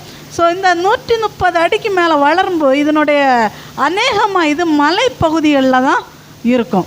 ஸோ இந்த மலைப்பகுதி அந்த பாறைக்கு மேலே வளரும்போது அது பாறைக்கு அடியில் இடமே இருந்தாலும் ஏதாவது ஒரு வழியை கண்டுபிடிச்சி என்ன பண்ணிடுமா, நீரூற்றை கண்டுபிடிச்சி மேலே பசுமையாக காணப்படும் அப்படின்னு சொல்லிட்டு பார்க்குறோம். அப்போ இந்த பூமியில் தேவன் சொல்கிறார், நீதிமான் பனையை போல கேதுரை போல செழித்திருப்பான் அப்படின்னு சொல்லிட்டு. இந்த பூமியில் நமக்கு பல சூழல்கள் இந்த பனை மரத்துக்கு இருப்பது போல தண்ணி கிடைக்கக்கூடாத சூழல்கள், இல்லை கர்த்தருடைய வேதத்துக்குள்ளால் வேறுண்டாதபடி பல சூழ்நிலைகள் வந்தாலும் நாம் இது தேடி கண்டுபிடித்து அந்த ஈரப்பதத்தை எடுக்கிறது போல் எந்த சூழ்நிலையிலையும் நம் கர்த்தருடைய வார்த்தையில் ஆழமாய் வேரூன்ற வேண்டும் என்பதற்காக தான் தேவன் இந்த பனை மரத்தையும் கேதுரு மரத்தையும் சொல்கிறார். கிட்டத்தட்ட பைபிளில் 145 மரங்களில் விருட்சங்களை குறித்து சொல்லப்பட்டிருக்கு. ஆனால் நீதிமானுக்காக இந்த 2 மரத்தை தான் ஆண்டவர் ஒப்பிடுகிறார் அப்படின்னு சொல்லிட்டு பார்க்குறோம். ஏன் அப்படின்னா அந்த அளவுக்கு நம்முடைய வாழ்க்கை ஆவிக்குரிய வாழ்வில் ஆழமாய் வேரூன்ற வேண்டும் அப்படின்னு சொல்லிட்டு பார்க்குறோம். தானியேலை எடுத்துட்டோம் அப்படின்னா பாபிலோன் பட்டணத்தில் சிறைப்பிடிக்கப்பட்டு வர்றான். இந்த பாபிலோனில் சிறைப்பிடிக்கப்பட்டு வரும்போது அவனை குறித்து சொல்லப்பட்டிருக்கு, எருசலேமில் 3 வேளை அவன் தொழுது கொண்டது போல் இங்கேயும் என்ன பண்ணானா, தாவீதும் அந்த சாத்ராக் மேஷாக் ஆபேத்நேகோ எல்லாம் சேர்ந்து 3 வேளை என்ன பண்ணாங்களா, எருசலேம் நோக்கி தொழுது கொண்ட. இங்கே ஆலயம் இல்லை, நம்ம என்ன ஒரு சாக்கு சொல்லிடுவோம், நான் அடிமைப்பட்டு இங்கே வந்திருக்கிறேன், இங்கே கர்த்தரையே தொழுது கொள்ளக்கூடாதுன்ற ஒரு சட்டம் இருக்குது, அவங்க வச்சிருக்கிற கடவுளை தான் நான் தொழுது கொள்ளணுன்ற சட்டம் இருக்குது, அதனால் எனக்கு நேரம் இல்லை சட்டம் என்ன அனுமதிக்கலைன்னு சொல்லுவோம். ஆனால் தானியேலை சொல்லும்போது 3 வேளையும் எந்த சட்டம் இருந்தாலும் சரி, எப்படிப்பட்ட நாடாக இருந்தாலும் சரி, ஆலயமே இல்லாட்டாலும் ஆலயம் எந்த பகுதியில் இருக்கோ அதை நோக்கி உட்கார்ந்து என்ன பண்ணானா, ஜெபித்தான் அப்படின்னு சொல்லிட்டு. அந்த அளவுக்கு அவனுடைய ஜெப வாழ்வு வேரூன்றப்பட்டதாய் காணப்படுகிறது. நம்ம சாமுவேலை எடுத்துட்டோம் அப்படின்னா அன்னாள் சொல்லுது, பால் மறந்த உடனே கொண்டு ஆலயத்தில் விட்டாங்க அப்படின்னு சொல்லிட்டு சொல்லப்படுது. ஸோ வேத வல்லுநர்கள் சொல்கிறாங்க, ஒரு 2லேருந்து 5 வயசுக்குள்ளால் அந்த பிள்ளையை கொண்டு என்ன பண்ணியிருப்பாங்க, ஆலயத்தில் விட்டுருப்பாங்க. இதுக்கு மேலே அந்த பிள்ளைக்கு பெரிய பிள்ளையாக இருக்க வாய்ப்பே இல்லை. ஸோ அந்த ஒரு சின்ன பிள்ளை அந்த ஆலயத்தில் கொண்டு விடும்போது அவனுடைய சூழல் பாருங்கள், அங்கே ஏலி மட்டும்தான் இருக்காப்புல. ஆனால் ஏலியோட பிள்ளைங்க நமக்கு தெரியும், ஒப்பினியும் பினேகாசும் அநேக தவறுகளை அங்கே செஞ்சிட்டு இருந்தாங்க. அவங்க கர்த்தருக்கு பயப்படுகிற ஒரு பயம் அவங்கக்கிட்ட இல்லவே இல்லை. அவனுடைய சூழ்நிலை வேறு, கர்த்தருக்குள்ளால் வளர வைக்கக்கூடிய சூழ்நிலை அவனுக்கு அங்கே கிடையாது. பாவம் நிறைந்து இருந்துச்சு. ஸோ ஆசாரியர்களே அங்கே பாவம் செஞ்சிட்டு இருந்த சூழலில் இந்த சாமுவேல் பாருங்கள் கர்த்தருக்குள்ளால் வேரூன்றி வாழ்ந்தான் அப்படின்னு சொல்லிட்டு பார்க்குறோம். ஒருவேளை இந்த உலகத்தில் நான் அப்படிப்பட்ட பாவம் நிறைந்த சூழலில் நாம் வாழ்ந்து கொண்டிருக்கிறோம். சுற்றி நமக்கு தேவனுக்குள்ளால் வளரக்கூடாதபடிக்கு அநேக போராட்டங்கள், பிரச்சனைகள், பாவங்கள் நிறைந்த ஒரு பாடுள்ள உலகம்தான் இந்த உலகம். ஆனால் அதன் மத்தியில் நான் கர்த்தருக்காக வேரூன்றி வாழும்போது ஒரு சாமுவேலை தீர்க்கதரிசியாக, நியாயாதிபதியாக, அநேக ராஜாக்களை அபிஷேகம் பண்ணுகிறவனாக கர்த்தர் எழுப்பியது போல நிச்சயமாக நம்மையும் எழுப்புவார். ஆமேன், ஹல்லேலூயா. ஸோ இப்படி கர்த்தருடைய ஆலயத்தில் அந்த வைராக்கியத்தோடு அங்கே நாட்டப்பட்டவர்களாக அந்த ஆலயத்தில் வேரூன்றி வாழும்போது கர்த்தர் நமக்கு கொடுக்கிற ஆசீர்வாதம் என்னது, அவருடைய பிரகாரங்களில் செழித்திருப்பார்கள் அப்படின்னு சொல்லிட்டு பார்க்குறோம். நம்ம பழைய ஏற்பாட்டு காலத்தில் ஆலயத்தை சுற்றி பிரகாரம் இருக்கும். எதுக்குன்னா ஜனங்கள் வெளியே தேவனுடைய பிரசன்னத்தை அனுபவிக்க, அங்கே பலிகளை செலுத்த அங்கே பிரகாரம் இருக்கிறத பார்க்குறோம். ஸோ இந்த பிரகாரத்தில் ஜனங்களுக்கு ஒரு தேவ பாதுகாப்பை உணர்ந்தாங்க. அந்த பிரகாரத்துக்குள்ளால் அவங்க சமாதானத்தை, சந்தோஷத்தை, மகிழ்ச்சியை அனுபவிச்சாங்கன்னு சொல்லி பார்க்குறோம். அந்த பிரகாரத்துக்குள்ளால் இருக்கும்போது அவங்க சிந்தை செயலெல்லாம் எப்படி இருக்குமா?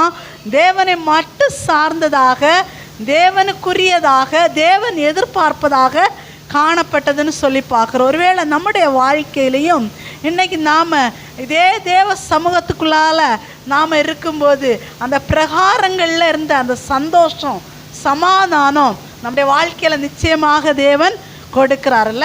ஸோ ஆலயத்துக்குள்ளால் நாட்டப்படும் போது வெளியே ஒரு செழிப்பை, ஒரு சந்தோஷத்தை, சமாதானத்தை, ஆசீர்வாதத்தை தேவன் கொடுக்கிறார்.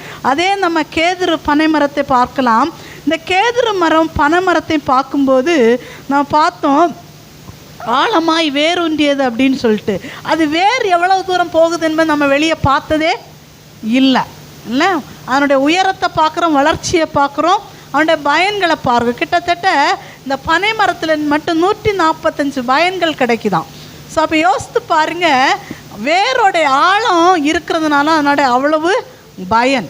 எவ்வளவு புயல் வந்தாலும் இந்த பனைமரம் வளைந்து கொடுக்கும், ஆனால் முறியவே முடியாது. புயல் ஓய்ந்த உடனே அது தானாக தன்னுடைய நிலைமைக்கு திருப்பி நிமிர்ந்து நிற்குமாம்ல.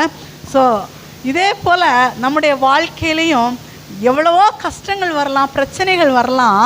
வேறொன்றும் போது நம்முடைய வாழ்வை தேவன் நிமிர்ந்து நிற்க பண்ணுகிறவராய், தலை நிமிர்ந்த ஒரு வாழ்க்கையை தேவன் கொடுக்கிறார். ஆமேன், ஹல்லேலூயா.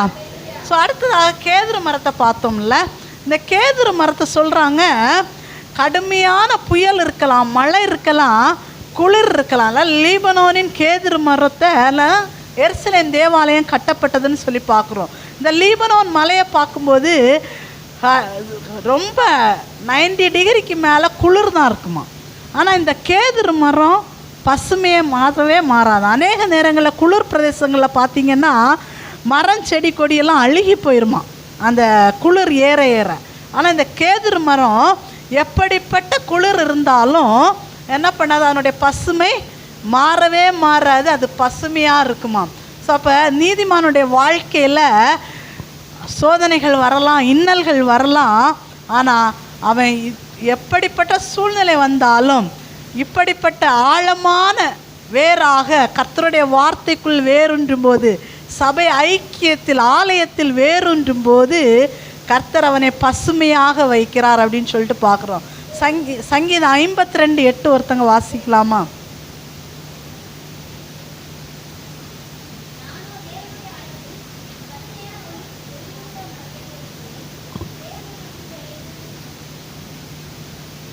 இங்கே சொல்லப்படுது, நானும் தேவனுடைய ஆலயத்தில் பச்சையான ஒலிவ மரத்தை போல் இருக்கிறேன். கர்த்தர் நம்மளை எப்படி ஆலயத்தில் வச்சுருக்கிறாராம்? பச்சையான ஒலிவ மரம்ல, பசுமையான ஒலிவ மரம் அப்படின்னு சொல்லிட்டு பாருங்க. ஒலிவ மரத்தை அநேக எக்ஸாம்பிள் சொல்லப்படுது இல்லை. உன் பிள்ளைகள் உன் பந்தியை சுற்றிலும் ஒலிவ மர கன்றைக்குள் இருப்பார்கள் அப்படின்னு சொல்லப்பட்டிருக்கு. இந்த ஒலிவ மரம் அநேக பயன்களை குறிப்பாக இந்த ஒலிவ மரத்தில் நம்ம பார்க்குறோம், எப்போவுமே கனிகள் இருக்குமா, கனிகள் இல்லாமலே இருக்காது. அதே நேரத்தில் இந்த ஒலிவ மரத்துலேருந்து பெறப்படுகிற அந்த பழங்கள்லேருந்து என்ன ஆலயத்துக்கு தேவையான விளக்கு எரிக்கிறது தேவையான எண்ணெய், ராஜாக்களை அபிஷேகம் பண்ணக்கூடிய எண்ணெய், தைலம் எல்லாம் எதுலேருந்து எடுக்கிறாங்க? இந்த ஒலிவ மர பழங்கள்லேருந்து தான் எடுக்கிறாங்க. அப்போ நாம் ஆலயத்தில் பச்சையான ஒலிவம் பரப்பில் நாட்டப்பட்டிருக்கிறோம்னா கர்த்தன் நம்மை எப்போதும் ராஜாக்களை அபிஷேகம் பண்ணுகிற தைலம் எடுக்கப்பட்ட ஒலிவ மரத்தை போல நம்முடைய வாழ்வை அப்படியாக ராஜாக்களாக அபிஷேகம் பண்ணி வைத்திருக்கிறார். ஆமேன், ஹல்லேலூயா. தேவன் நல்லவர் இல்லை. நம்ம எங்கேயோ இருந்தோம், ஆனால் நீதிமானாய் தெரிந்தெடுத்து ஆலயத்தில் நாட்டப்பட்டு ஒலிவ மரத்தை போல ராஜாக்களுக்கு அபிஷேகம் பண்ணப்பட்ட தைலத்தை எடுக்கிற ஒலிவ மரம் போல் அப்படிப்பட்ட ராஜ வாழ்வை நமக்கு கொடுத்திருக்கிறார். ஆமேன், ஹல்லேலூயா. ஸோ இந்த ஒலிவ மரத்தின் தன்மையை போல நம்முடைய வாழ்க்கையிலையும் தேவன் சமாதானத்தையும் தெய்வீக அபிஷேகத்தையும் ஒவ்வொரு நாளும் கொடுத்து உயர்த்துகிறார் அப்படின்னு சொல்லிட்டு பார்க்குறோம்ல. தாவீதோட வாழ்க்கையை எடுத்துட்டோன்னா வாசிக்கலாமா? சங்கீதம் 27:4.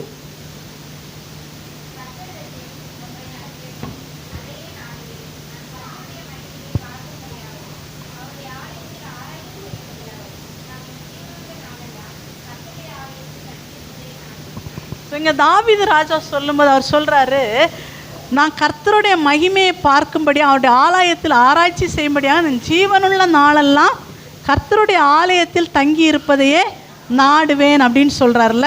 ஸோ அவரோட அரண்மனை வாழ்க்கை அவர் ஆசைப்படவே இல்லை. நம்மளை கொண்டு போய் ராஜாவாக ஆண்டவர் வச்சார்னா ராஜ வாழ்க்கைப்பா இப்படி என்றைக்குமே எப்படி இருக்கணும், ராஜாவாக இருக்கணும்னு நினைப்பான். ஆனால் தாவீது அந்த ராஜ்ய பாரம் அவர் கையில் கொடுக்கப்பட்டும் அப்படிப்பட்ட ஒரு உயர்ந்த வாழ்வு இருந்தும் அவர் சொல்கிறாரு, நான் கர்த்தருடைய ஆலயத்தில் இருப்பது தான் நாடுவேன் அப்படின்னு அவர் சொல்லும்போது சொல்லுவார், நான் அந்த இப்படிப்பட்ட அரண்மனையில் இருக்கிறத விட தேவனுடைய வாசஸ்தலத்தில் இருக்க ஒரு நாள் எனக்கு மேலானது அப்படி. அப்போ அவருடைய ஆசையெல்லாம் இந்த ராஜ்ய பாரமோ பொன்னோ வெள்ளியோ எதுவுமே கிடையாது, தேவனுடைய ஆலயத்தில் வாசம் பண்ணுவது தான் அவருடைய ஆசையாக காணப்பட்டதுன்னு சொல்லி பார்க்குறோம். இந்த ராஜாவாக இருக்கும்போது தாவீது குறித்து சொல்லப்பட 2 சாமுவேலில் 6ஆம் அதிகாரத்தில் வாசித்தோம் அப்படின்னா 7ஆம் அதிகாரத்தில் தாவீது நினைக்கிறாரு, நாத்தான் தீர்க்கதரிசியை பார்த்து சொல்ல, நான் கேதுரு மரத்தாலான அரண்மனையில் வாசம் பண்ணிகிட்டு இருக்கிறேன், ஆனால் தேவனுடைய பெட்டியும் எங்கே இருக்குது, கூடாரத்துக்குள்ளால் உட்கார்ந்துருக்கு. அதனால் இது நல்லா தெரியல, நான் கர்த்தருக்குன்னு ஒரு பெரிய ஆலயத்தை கட்டணும்னு ஆசைப்படுறேன்னு சொல்கிறாருல. ஸோ அவர் நினைத்த அந்த ஆலயத்தை குறித்து ஒரு நினைப்பு தான் அவருக்குள்ளால் வந்துச்சு, அந்த ஆலயத்தை நான் கட்டணும், இந்த ஆலயத்துக்கு நான் செய்யணும் அப்படின்னு நினைக்கிறாரு. தேவன் பாருங்களா, நாத்தான் தீர்க்கதரிசியை அந்த இரவே தாவீதுக்கு இடத்துல அனுப்பி சொல்கிறாரு, நான் உனக்கு வீடு கட்டுவேன் அப்படின்னு சொல்லி சொல்கிறதப்பா. 27, 28, 29 வாசிக்கும்போது தேவனாய கர்த்தர் அவனுடைய வீட்டை குறித்து அநேக வாக்குத்தத்தங்களை சொல்லுகிறதே பார்க்குறோம். எனக்கு முன்பாக இந்த ராஜாங்கத்தில் உன் சந்ததி இல்லாமல் போகாது அப்படின்னு சொல்கிறாருல. அதே தாவீதின் வம்சத்தில் இயேசு கிறிஸ்து ராஜாதி ராஜாவாக இந்த பூமிக்கு வந்தார் அப்படின்னு சொல்லிட்டு பார்க்குறோம். அப்போ தேவனுக்காக ஆலயத்துக்காக அவர் நினைத்த அந்த ஒரு காரியம், அந்த நினைவு அவர் செய்யலை, ஆனால் நினைக்க தான் செஞ்சார் கர்த்தர். அதுக்கே அப்படிப்பட்ட ஆசீர்வாதத்தை கொடுப்பார் என்றால் இந்த ஆலயத்தில் நாட்டப்பட்டவர்களாக இருக்கிற நம்மை எவ்வளவாய் ஆசீர்வதிப்பார். ஆமேன், ஹல்லேலூயா. ஸோ லூக்கா 2ஆம் அதிகாரத்தில் 37, 38 வாசிக்கலாமா?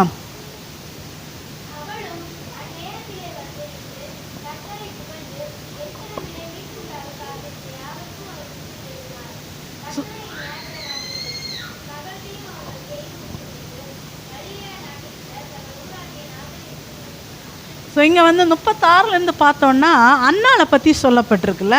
ஸோ இந்த அன்னாளை குறித்து சொல்லப்படும்போது அன்னாள் ஒரு தீர்க்கதரிசி. அவள் மேரேஜ் ஆகி 7 வருஷத்துலேயே ஹஸ்பண்ட் இறந்துட்டாங்க. ஆனால் 84 வயது வரைக்கும் விதவையாக இருந்த அவங்க வேறு எங்கேயும் போகலை. எங்கே இருந்தாங்களாம்?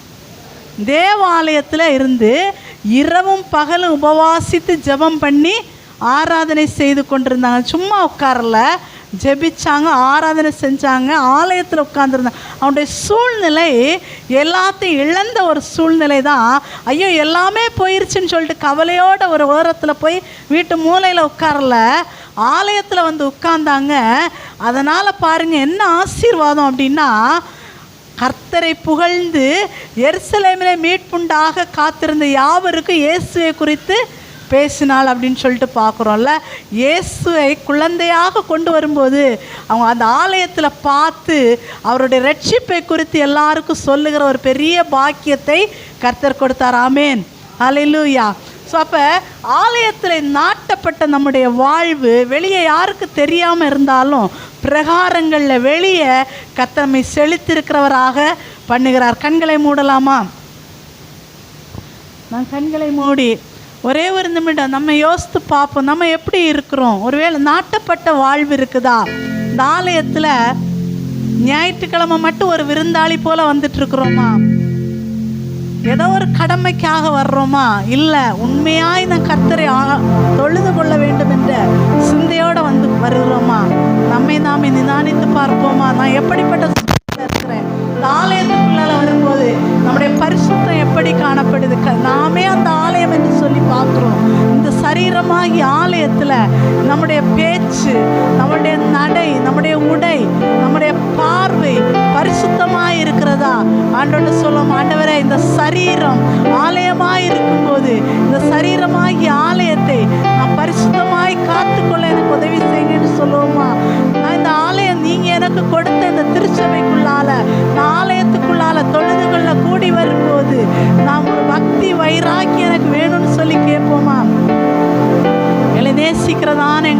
பரலோக பிதாவே.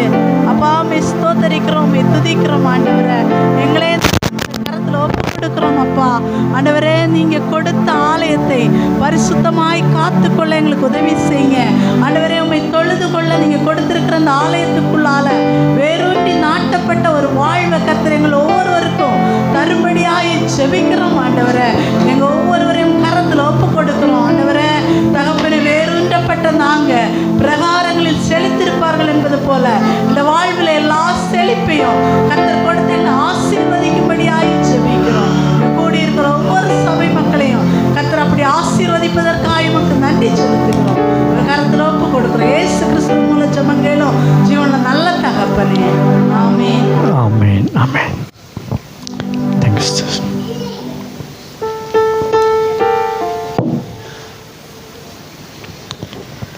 நல்லதொரு தேவனுடைய வார்த்தையை கேட்டிருக்கிறோம். கர்த்தருடைய ஆலயத்தில் நாட்டப்பட்டவர்கள் சொல்லுங்க.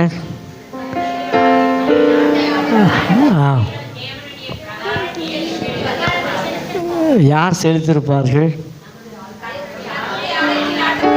கர்த்தருடைய ஆலயத்தில் ஒவ்வொரு வசனமும் பார்த்தீங்கன்னா ஒரு ஆசீர்வாதம் வரும்போது அந்த ஆசீர்வாதத்திற்குள்ளாக ஒரு கட்டளை இருக்கும், ஒரு நிபந்தனை இருக்கும்.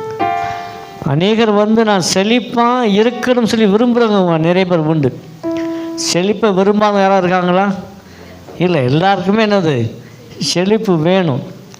ஆனால் அந்த செழிப்பு தானாய் வருவது இல்லை. சில கிரயங்கள் செலுத்தணும். சில கிரயங்கள் செலுத்த தான் செய்யும் அந்த செழிப்பு கிடைக்கும்.